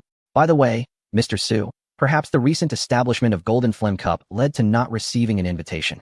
You wouldn't deny me entry, would you? Since I'm already here, how could we not let you in? The screening is meant for you critics to point out mistakes and improve together. Please come in. Please come in. Su Lei looked at the flashing cameras of the journalists around him, forcing a stiff smile to invite Bai Fei into the screening room. The screening room was filled with invited critics. The most acerbic critic and the quirky Zhang were sitting together discussing something. Seeing an empty seat next to them, Bai Fei moved closer. Soon, the lights dimmed, and Magic City Fortress officially began screening. When the Delta Mothership, Bubble Defense, drones, and the sci-fi elements like the Magic City cannon emerging from the Huangpu River appeared on screen, the most acerbic critic and Zhang couldn't help but frown. Magic City Fortress claimed to have an investment of 400 million, and yet the special effects were at this level? When aliens appeared in the film, the battle scenes between the Greyhawk team and the aliens made the two shake their heads. The basic plot holes were too many, not to mention comparing it to those mature sci-fi war films from elsewhere. Even the romantic plots that director Tung was known for could barely be considered mediocre in this film. With logical flaws, awkward special effects, and strange emotional lines. They began jotting down their thoughts in their phone memos, planning to write a review when they got home. However, thinking of the substantial red envelope the Magic City Fortress crew had given them, Zhang hesitated and deleted his outline, typing a line about it being a barely acceptable romance film instead. Even though he had taken the money, that was the limit of his praise for this sci-fi romance. After all, he had to be accountable to the fans who trusted him on his account. By chance, he caught a glimpse of Bai Fei's phone screen next to him, where 4 neat characters were written, rely on defense. Chapter 84. This Kid Bai Fei Can Network. Magic City Fortress has a runtime of 107 minutes. The screening for Wandering Earth started at 8 o'clock. At this moment, many critics and media journalists in the Magic City Fortress screening room had also received invitations for the Wandering Earth screening. In fact, less than half an hour into the screening of Magic City Fortress, these professionals in the domestic film industry had already formed an accurate assessment of the movie's quality. It was essentially a cliched romance disguised in a sci-fi coat. In essence, it was no different from the typical CEO falls in love with me trope, mainly targeting the fans of traffic stars and audiences who were not picky and just looking for entertainment. The Spring Festival is a rare holiday for many, and a light sci-fi romance film may attract more viewers to the cinema compared to a hardcore sci-fi film. Although professional critics believe that Fortress of Magic City fails to live up to its sci-fi label, with its strange emotional arcs and awkward logical flaws in its worldview, it is undoubtedly considered a poor film on a global scale. However, given that the domestic sci-fi genre is still in its infancy, the mere attempt to explore sci-fi themes earns Fortress of Magic City some sympathy from many critics. In fact, if there are no better options, audiences might not find it difficult to accept Fortress of Magic City. After all, even the much worse Tiny Times managed to rake in a considerable box office with its star-studded romance theme. Similarly, Fortress of Magic City, using the same strategy, might also achieve a decent box office. During the same release period, films like Boonie Bears and Big Fish Begonia do not pose any competition to Fortress of Magic City, as their target audiences and themes are quite different. The only film that overlaps in theme and discourse is The Wandering Earth, whose quality will determine the performance of Fortress of Magic City during the Spring Festival. Critics present are well aware that the evaluation of Fortress of Magic City will depend on how The Wandering Earth performs. Soon, some viewers began leaving the screening of Fortress of Magic City early to make it to the preview of The Wandering Earth. Only by watching both competing films during the Spring Festival can they make a final judgment. The director noticed that some media reporters and critics had exited early. Upon hearing his assistant's words, Su Lei frowned. He knew these individuals were rushing to the preview of The Wandering Earth. These critics and media personnel are in this business, and he couldn't expect them to stay. As long as the prominent critics and authoritative reviewers remained, he would be fine. He had already given substantial incentives to these well-known film critics. Director, I just saw Bai Fei take the most critical film reviewer and the other popular critic out. What? Su Lei was startled. The most critical reviewer and the other popular critic were among the most influential on his invitation list. He had hoped they would stay until the end and promote Fortress of Magic City on social media, but somehow they had been whisked away by Bai Fei. He had suspected that Bai Fei would cause trouble. Su Lei hurriedly followed his assistant out, and as they reached the cinema entrance, they saw Bai Fei driving a luxury car with two newly acquainted critics heading towards the preview of The Wandering Earth. Damn! Watching the car drive away, Su Lei felt a surge of frustration towards Bai Fei.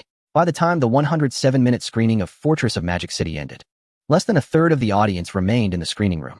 Looking around, Su Lei ignored the complex gaze of Jiang Bei, the original author of Magic City Fortress, directed towards him, and could only pray that the upcoming preview of The Wandering Earth would be of lesser quality than Magic City Fortress. Bai Fei, as Lu Lang's classmate, was among the first to receive an invitation to the media preview of The Wandering Earth. Although he had a brief competitive relationship with Lu Lang due to graduation project issues, that was all in the past. Now, Bai Fei and their classmates, even those from the same year in the acting department, had long become Lu Lang's loyal fans. With The Wandering Earth about to be released, Bai Fei was even more excited than Lin Hao, the assistant director. Honestly, I'm not lying to you.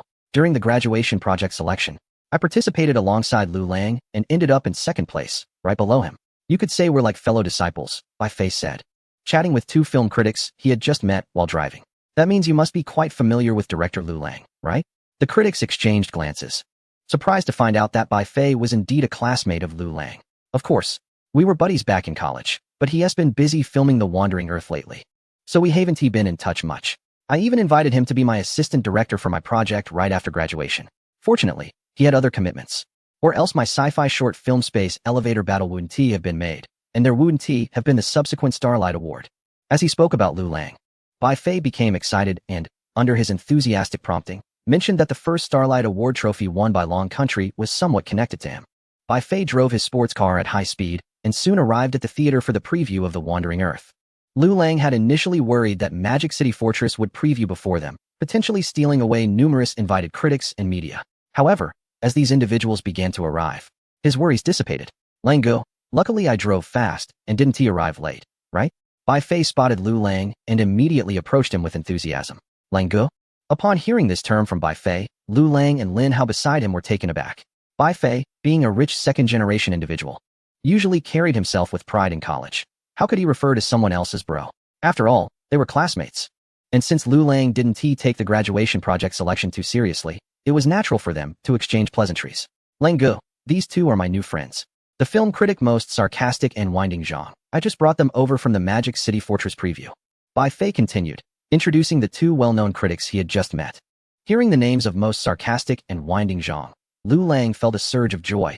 He had been worried about not inviting any high-profile critics to the preview. Bai Fei was indeed a good guy. He was genuinely helpful. Chapter 85. The shock of sci-fi from Long Country as the lights dimmed. The preview theater officially began screening The Wandering Earth.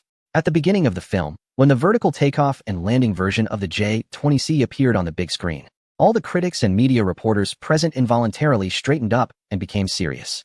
The J-20C, rendered with special effects, appeared before the audience like a real fighter jet. Through the 3D glasses provided by the theater, everyone began to wonder whether the domestic military really possessed such a vertical takeoff and landing version of the J-20C fifth-generation fighter jet, which was lent to the crew for filming.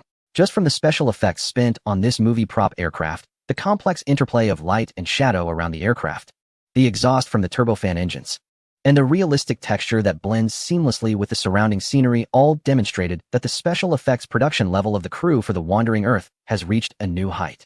It not only surpassed the recently released Shanghai Fortress, but in the eyes of many industry insiders in the theater, the special effects level could even rival that of top Hollywood sci-fi productions.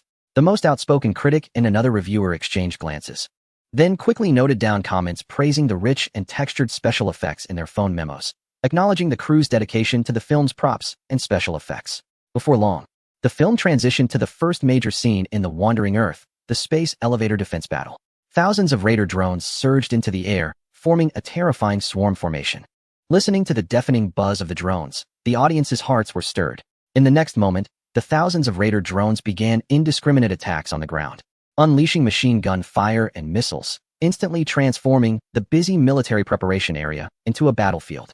After neutralizing the armed forces in the military preparation area, the swarm of drones then flocked toward the space elevator. Surrounding the massive ground base of the space elevator, countless rapid-fire close-in defense guns began to retaliate. In the scene, countless drones were struck by the terrifying anti-aircraft cannon fire every second, bursting into fireballs in midair.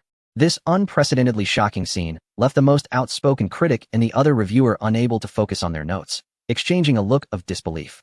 They initially thought that the ultimate trailer for The Wandering Earth had already showcased the limits of the film's special effects. However, they were taken aback as this early climax of the movie immediately elevated the visual effects of The Wandering Earth to a new level. Following this, the battle between the swarm of drones and the human fighter jet formations, along with the combat inside the space elevator, injected adrenaline into the audience. The industry professionals present were emotionally engaged, staring intently at the big screen. Finally, as the cable of the space station above the space elevator was destroyed, the enormous space elevator space station plummeted from outer space, engulfed in flames, crashing down like a meteorite and completely destroying the ground base of the space elevator, creating a massive crater. Accompanied by the soul-stirring female vocals, the audience watched as the space station fell like a comet, their bodies involuntarily covered in goosebumps. The film critics and the character Zhang were left speechless, their mouths agape at the scene before them, filled with shock. They couldn't remember the last time they had experienced such an emotional impact from a domestic film. For a moment, they forgot about the evening's film review and simply wanted to enjoy the movie, afraid of missing any details. Following the space elevator defense battle, there was the segment led by the character Tu Hongyu, revolving around the Digital Life project. After the earlier breathtaking sci-fi war scenes, the audience finally had a chance to calm down and reflect on the thought-provoking sci-fi themes presented in the film. Without physical bodies, does human consciousness truly exist? The plot surrounding Digital Life elevated the film's depth to another dimension. The critics were pleasantly surprised at this point. The Wandering Earth was no longer just an ordinary sci-fi film reliant on special effects, war, and disaster scenes, but had developed into a narrative worthy of reflection and contemplation. Next came the segment featuring the character Zhou Zhaji, played by Li Xuejian, which focused on the mountain-moving project, essentially the Wandering Earth plan. Unlike previous Western sci-fi disaster films, this storyline showcased a sense of a shared human destiny, national responsibility, and the theme of duty in times of crisis, deeply moving the audience. They recalled that, in contrast to how characters in Western sci-fi films react to unavoidable global disasters, perhaps only the people from this country would choose to wander with the Earth. This idea, rooted in the hearts of the people for over 5,000 years, was presented in a high-quality sci-fi film for 21st-century audiences, representing a unique kind of romance. The critics and Zhang found themselves repeatedly clenching and relaxing their hands, shaken by the film's narrative and underlying messages, their bodies trembling slightly, as if that was the only way to calm down. Finally, when the character Xia Yi, with a face full of weariness, shouted, all members of the Chinese spaceflight team over 50 stepped forward. Even though most of the audience were professionals in the film industry, many couldn't help but choke up. This was a sentiment rooted in the spirit of sacrifice from the military, something that those who value freedom, democracy, and individual power in Western culture would never fully understand. When the theater lights came back on, the audience suddenly realized that the film had ended. At over 170 minutes, it far exceeded the previous Magic City Fortress. Yet, the critics and media present felt no issues with its length. Not a single audience member left early. As the film crew led by Lu Lang took the stage to thank the invited film critics and media reporters present, thunderous applause erupted in the screening room. The sharp-tongued film critic watched Lu Lang and the others on stage with excitement. Wiping the sweat from his hands, he finally took out his phone and began to document the surprises that the Wandering Earth had brought them. Time was short for these critics and reporters. They had to rush to complete their articles overnight to publish their impressions of the 2 film screenings held that day. Chapter 86. What more does The Wandering Earth offer? First of all, I must express my viewpoint. The Wandering Earth is definitely a film worth watching in theaters during the Spring Festival. I can responsibly tell everyone that The Wandering Earth can even be considered a milestone in the realm of science fiction from the country. And it is undoubtedly the biggest surprise in the film industry this year. Due to the confidentiality agreement of the media screening, I cannot disclose the specific plot. However, I can assure you that everything you want to see is in this film. High-level CGI effects create large-scale wars and disaster scenes. Those are here. Various original props from the worldview of The Wandering Earth, which are vastly different from foreign science fiction concepts, as well as sci-fi style buildings and equipment. Those are also present. Moreover, in this more than 2-hour-long film, it presents not only the explosions, wars, and disaster plots typical of commercial films, but also deep, thought-provoking sci-fi reflections that resonate with the heart and soul.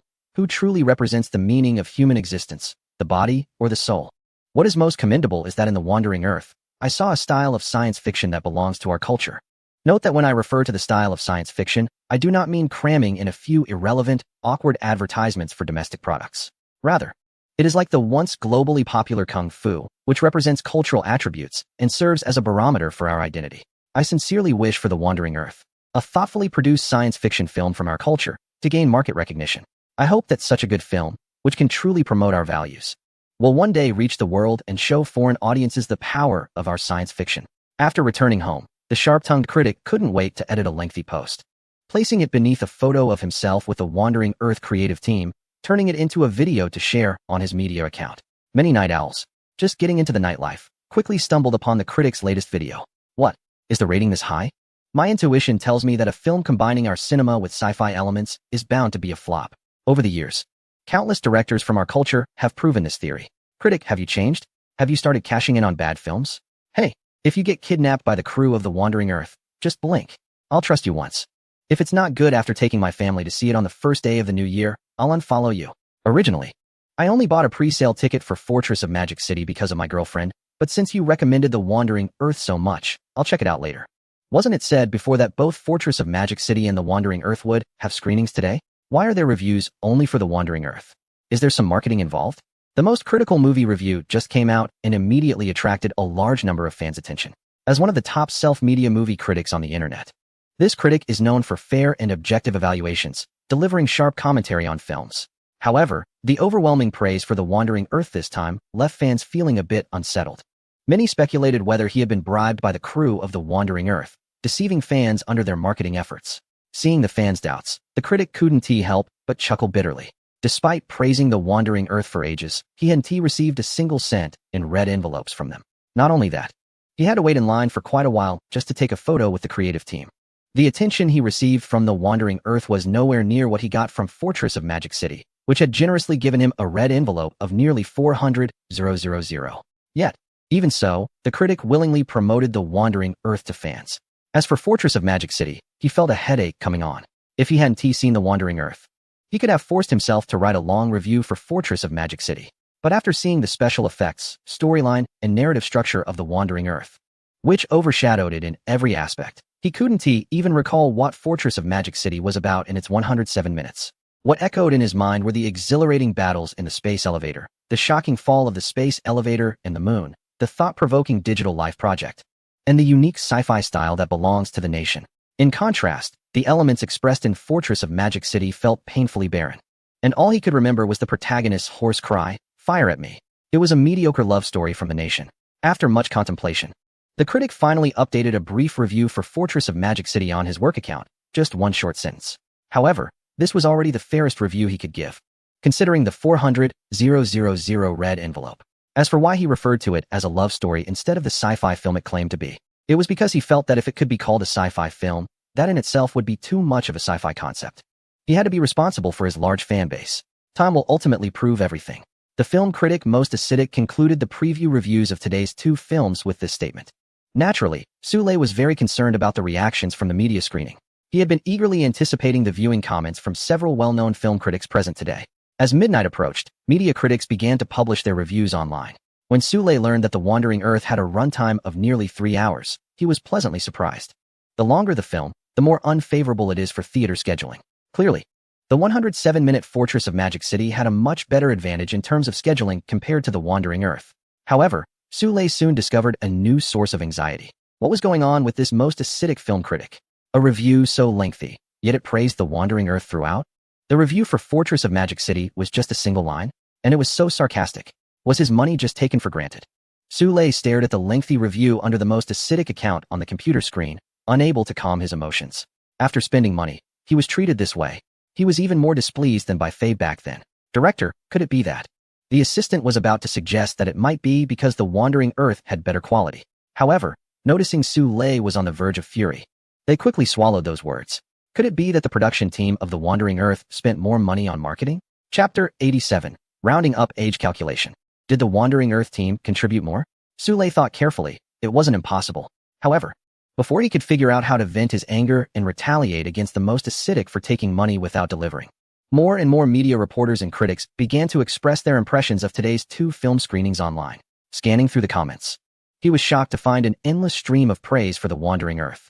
Exquisite and dazzling special effects, depth of plot, rich hardcore sci-fi style, and excellent casting.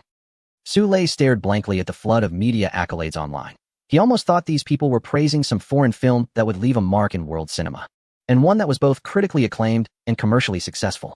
However, within these glowing reviews, the words "The Wandering Earth" pierced his eyes like needles, pulling him back to the harsh reality. Impossible. Absolutely impossible. The shooting time was about the same, and the post-production period was similar. He couldn't believe The Wandering Earth could be that much better than Fortress of Magic City to warrant such extravagant praise from these people. As a seasoned professional in the domestic film industry, Sule clearly understood what kind of environment the local film circle was. In the sci-fi genre, which requires strong film industrial support, both Fortress of Magic City and The Wandering Earth were newcomers, and there was no reason for such a significant gap between them. Yet, he felt extremely puzzled. He could understand one or two critics praising The Wandering Earth, but surely they couldn't have bribed all the critics, right? Many reviews praising The Wandering Earth seem excessively flattering to Sule, the so-called pioneer of domestic science fiction, a milestone work in domestic sci-fi, a 173-minute sci-fi journey, a treasure that can export domestic values. What is this? Isn't it a bit too much? Sule's first reaction upon seeing these reviews is that these people have been bought off. But another, even more terrifying possibility keeps surfacing in his mind. Could it be that The Wandering Earth is actually of explosive quality and has taken off in popularity? After handling the media screening, Liu Lang entrusted the film's publicity work to a professional entertainment company. Everything he needed to do has been prepared, and now it's just a matter of waiting for the film's release on the first day of the Lunar New Year. With only a few days left until the Spring Festival, he took his sister Lu Nian home to celebrate the new year. During this time, the feedback from the media screening began to ferment online, as numerous critics publicly expressed their positive accolades for The Wandering Earth. More and more netizens became curious about this so-called first commercial hardcore sci-fi film from the country. All they heard were praises from these critics. And aside from a few trailers, there was no further plot or visual leaks, which made many fans eager to see just how impressive this highly touted domestic sci-fi film really is. At the same time, Sule also became anxious and began to use the company's resources for public relations, spending money to hire influencers to spread the word. The Wandering Earth is buying influencers. Liu Lang couldn't be bothered with the various negative pre-release narratives. The audience's eyes are sharp. The release of the film will be the day the rumors are debunked. After returning to Ningxing with his sister Lu Nian, Liu Lang finally felt relaxed. From the time he graduated and started making sci-fi short films, winning awards abroad, then acquiring a company, launching products, connecting with security agencies and research institutions, and then filming a movie. A series of busy events over half a year transformed him from a newly graduated aspiring director to his current status of fame and fortune, which felt almost like a dream. Only when he returned to the much slower pace of life in Ningxing did he truly feel he was on vacation. Lu Nian's mindset was much more relaxed than Liu Lang's. Thanks to the mediation of the security agency, the tech company had established quite close cooperation with research institutions and aerospace organizations. It was no longer just a health industry company specializing in medical equipment. Although Lu Nian was still an undergraduate student in financial management, the tech company thrived after collaborating with the authorities. Financial issues were smoothly handled, with banks providing green lights and expedited services, even stationing dedicated bank representatives at the tech company to resolve loan and tax matters promptly. While the company absorbed many retired experts from research institutions and aerospace organizations, it also received a professional management team. So Lu Nian didn't have to worry about specific technical management issues. The technology company even equipped a professional security team, addressing every possible issue that Lu Nian could think of regarding running a business. Upon returning home, Liu Lang naturally faced a barrage of questions from his parents. Although Lu's father and mother were not very familiar with online matters, they had learned over the past 6 months that their son seemed to have received some kind of award from abroad and was recently busy filming a movie. In short, their son was doing well, though they only had a vague understanding of the specifics. Compared to these unfamiliar areas, Lu's parents were more concerned about another matter. Son, do you have a girlfriend at school? No, why do you ask? Liu Lang looked up in surprise at his parents while enjoying the New Year's dinner. Look, you're not getting any younger. Shouldn't you think about when to get married? Huh, I just graduated. I'm only 22. Isn't that a bit too rushed? Liu Lang exchanged a bewildered glance with his sister Lu Nian, both astonished at the apparent pressure to marry. At 22, wasn't he technically 23? And 24 in another year? Wouldn't he be 26 or 27 in 2 years? Liu Lang listened in a daze as his mother calculated his age in a roundabout way, unsure of how to respond. In recent months, there have been acquaintances wanting to introduce girls to you. The workshop director said his niece is about your age and works at a research institute in the capital. I saw her photo. She's quite decent and would be a good match for you. The head of the Water Quality Inspection Department mentioned a distant relative in the capital whose daughter is in a disciplinary department and is already a small leader at her age. The deputy general manager of the water plant also introduced someone, apparently from the police system in your area. And the plant manager mentioned a relative who has a daughter teaching at the capital's drama academy, who is 3 years older than you. Lu Lang was stunned as his parents listed these girls introduced by acquaintances. No, let them introduce someone to Lu Nian instead. She is not young anymore. He quickly refused, redirecting his parents' attention to his sister before hastily retreating to his room, leaving his sister, who was laughing uncontrollably, astonished as their parents turned their gaze towards her. On the morning of the first day of the Lunar New Year, while Lu Lang was still in a deep sleep, he received a call from Dong Yinling, the strategic director of Byte Entertainment. Mr. Lu, good news. The real-time box office for The Wandering Earth has surpassed 5 million, exceeding Magic City Fortress. Dong Yinling's excitement was palpable, and even through the phone, Lu Lang could sense how thrilled she was all the way in the capital. In fact, during the period when Magic City Fortress and The Wandering Earth were competing for box office success, aside from the creative team of The Wandering Earth, no one was more concerned about the film's performance than her, the strategic director of Byte Entertainment. Lu Lang is a promising director whom she has decided to fully support despite differing opinions, and the science fiction film is also her decision, which is a genre that Byte Entertainment will vigorously develop in the next phase. To break through the barriers set by the two major players in the film industry, she has already leveraged Byte Entertainment's resources and placed all her bets on The Wandering Earth. Previously, the aggressive promotion of the Fortress of Magic City attracted nearly half of the domestic film industry to rally behind it, which genuinely intimidated her. As a manager who believes in big data analysis, she was anxious about the Fortress of Magic City, which had numerous industry professionals backing it. As a result, she even canceled the advance sales for The Wandering Earth, fearing that the high pre-sale figures of the competitor could negatively impact her film. It wasn't until the media screening ended and online critics praised The Wandering Earth that she felt slightly relieved. However, unlike Su Lei, she didn't pop champagne just because of a piece of good news. Before the box office figures came out, everything was still uncertain. Although she received praise from media critics, she did not become blindly optimistic. She had seen too many films that garnered acclaim but failed at the box office. For a commercial film, box office performance is the true determining factor compared to critics' praise. Observing the box office data closely, she witnessed The Wandering Earth achieve a total box office of 5 million within just 2 hours of its 8 a.m. release on the first day of the Lunar New Year, a time when countless people in the country were busy celebrating, far from peak cinema hours. The rapid achievement of 5 million was quite astonishing. In contrast, The Fortress of Magic City, which ranked second, had only slightly over 1 million in real-time box office, and even when adding advance sales, it was still surpassed by The Wandering Earth. She knew this was due to the media critics' favorable word of mouth, which attracted a large number of casual viewers. Whether The Wandering Earth could maintain its advantage would depend on the audience's feedback after watching. Well done. Thanks for your hard work, Dongjia. I'm off to put up the Spring Festival couplets. Let us chat later. Lu Lang wasn't overly concerned about leading the box office because he didn't see the Fortress of Magic City as a competitor at all.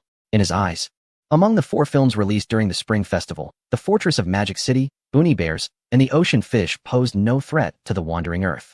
However, upon hearing this, Dong Yinling was momentarily taken aback, putting up couplets. Are you kidding? Your film is already released, and you can still be so calm? Am I, as the distributor representative, more excited than you, the investor, director, screenwriter, and original novel author? After finishing putting up the couplets with his sister, Lu Lang continued to help his parents prepare dishes for their guests, as this year it was their turn to host relatives for the new year. Lu Lang's rise to fame had spread through the internet, and relatives and friends in Ningxing had heard about it. A director has emerged from the Lu family, which has made many relatives and friends envious. Lu's parents have been smiling all day, basking in the compliments from relatives and friends, their faces nearly frozen in smiles. During lunch, Lu Lang's phone vibrated, and upon checking, he saw it was Lin Hao. Brother Lang, it's 50 million. Wow, it's still rising. Today it might even break 500 million. We're taking off. As soon as he answered the call, Lin Hao excitedly shouted, drawing curious glances from the relatives at the table. Hey, don't shout, I'm eating. I'll go check it out after lunch, Lu Lang replied. Brother Lang, how can you still think about eating? Can you even eat with this going on? Hurry back to the capital. We need to ramp up our promotional efforts. Got it. The signal is bad. We'll talk later. Lu Lang hung up and looked around to find all the relatives staring at him. I remember, there's a movie that you directed. Isn't there? A relative suddenly asked.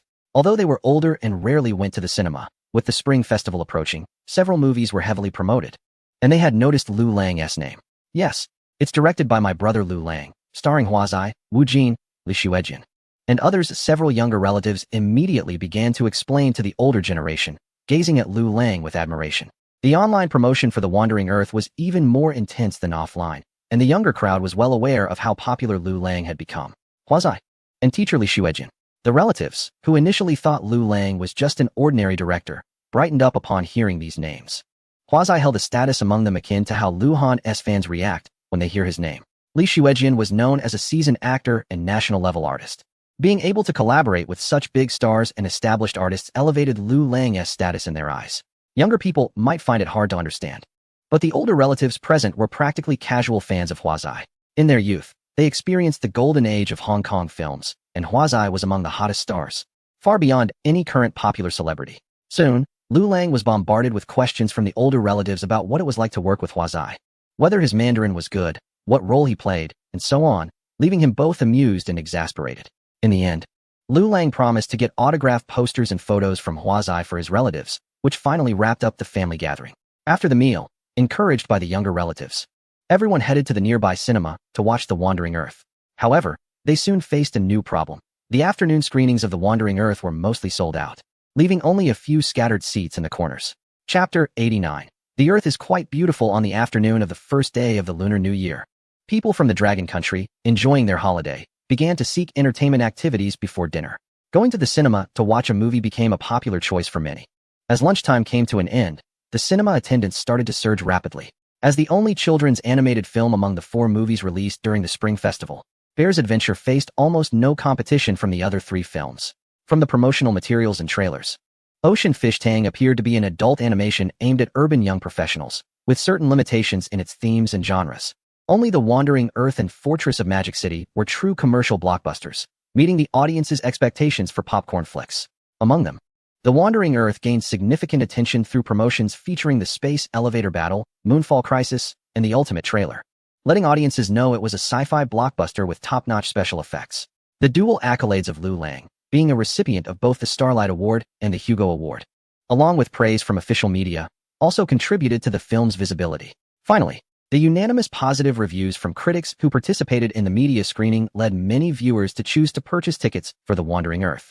In contrast, the appeal of Fortress of Magic City was much weaker. The audience could guess the plot based on the cast, director, and film's themes. The main draw was undoubtedly the top-tier star Lu Han himself. However, during the filming, rumors about the male and female leads, Lu Han and Shu Qi, made many of Lu Han's fans, who initially planned to support Fortress of Magic City, feel disgusted, as if they had eaten a fly. The thought of contributing to box office numbers that would benefit an older woman rumored to be involved with their idol made them decide against watching the film.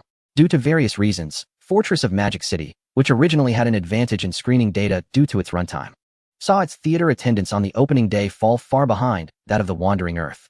With The Wandering Earth fully packed in theaters, Lu Lang, although the director, could not magically create more seats. He could only take a seat in a corner of the cinema and wait for the movie to start.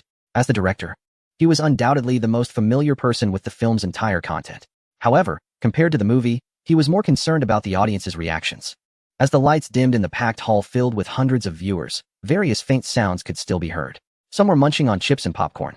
Others were slurping milk tea and drinks, while some impatiently played on their phones, waiting for the film to officially begin. It wasn't until a J-20C fighter jet hovered vertically on the big screen that the noise in the cinema began to quiet down. Is that a real fighter jet? It looks quite impressive. Is it real? How could the special effects of a domestic film be that good? I've heard that this movie has military support, and there are aircraft carriers and warships involved in the filming. On the big screen, the characters played by Wu Jin and Xia Yi, a master and apprentice duo, make their appearance.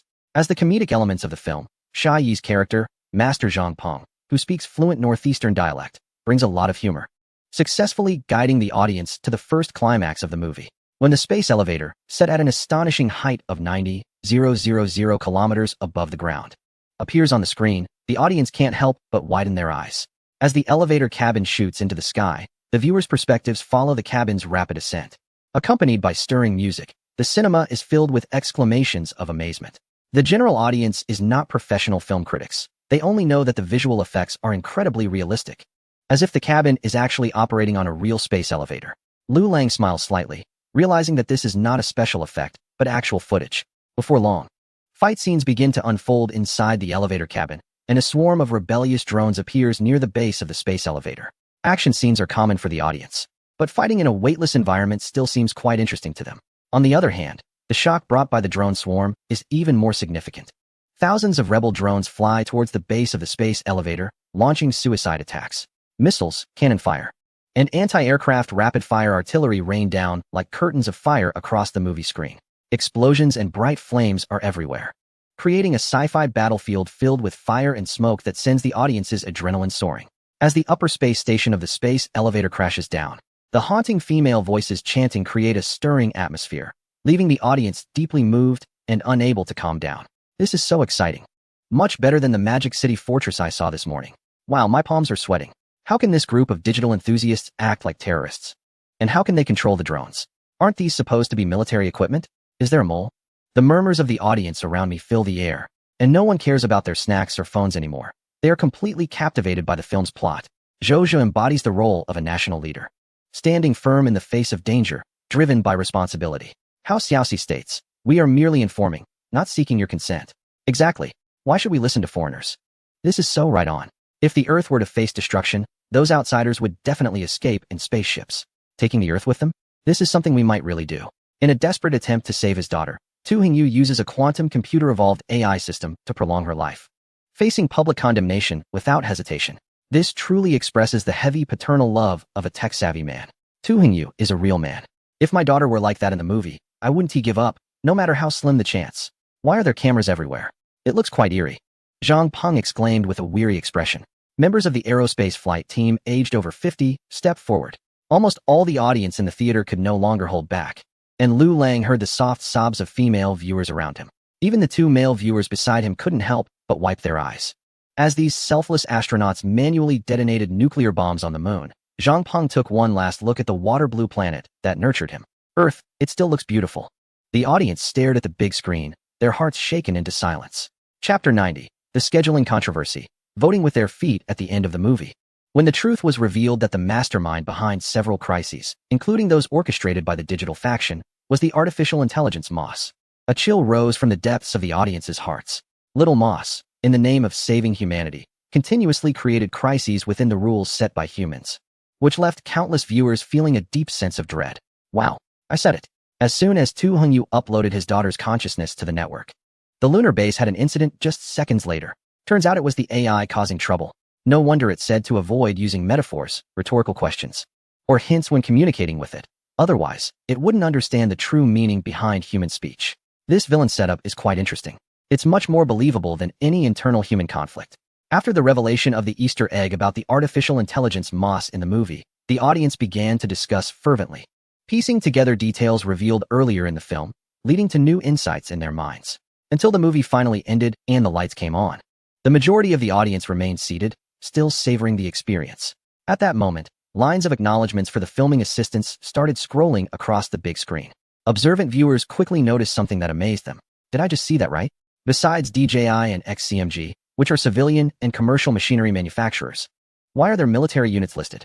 East Theater XX Division XX Brigade, South China Sea Fleet missile destroyers of Type 052C, hull numbers 169, 170, 171. South China Sea Fleet nuclear submarines, Quantity X, Model X, experimental aircraft carriers not in service. Those military vehicles, fighter jets, and closed defense guns in the movie, could they be real? It wasn't until the cleaning staff came in to usher them out that the audience finally stood up to leave. The restroom was quickly filled with viewers from the wandering Earth. The nearly 3-hour-long film posed quite a challenge to everyone's bladders, especially for those who had consumed a lot of drinks during the screening. The seamless plot left them no choice but to hold it in until the movie ended before rushing to the restroom. Lu Lang was no exception. As soon as he entered, he heard people discussing Little Moss, the artificial intelligence portrayed as a villain in The Wandering Earth, which sparked numerous discussions among the audience. To Lu Lang, this was undoubtedly a sign of the audience's recognition of the film. In the cinema's waiting hall, several couples who bought tickets for Magic City Fortress were waiting. Suddenly, a group of excited people rushed out from the theater, discussing various topics like Moss, space elevators, and digital life programs. They were curious and soon realized that this group had just watched The Wandering Earth. Shortly after, another group exited the cinema, loudly criticizing the film.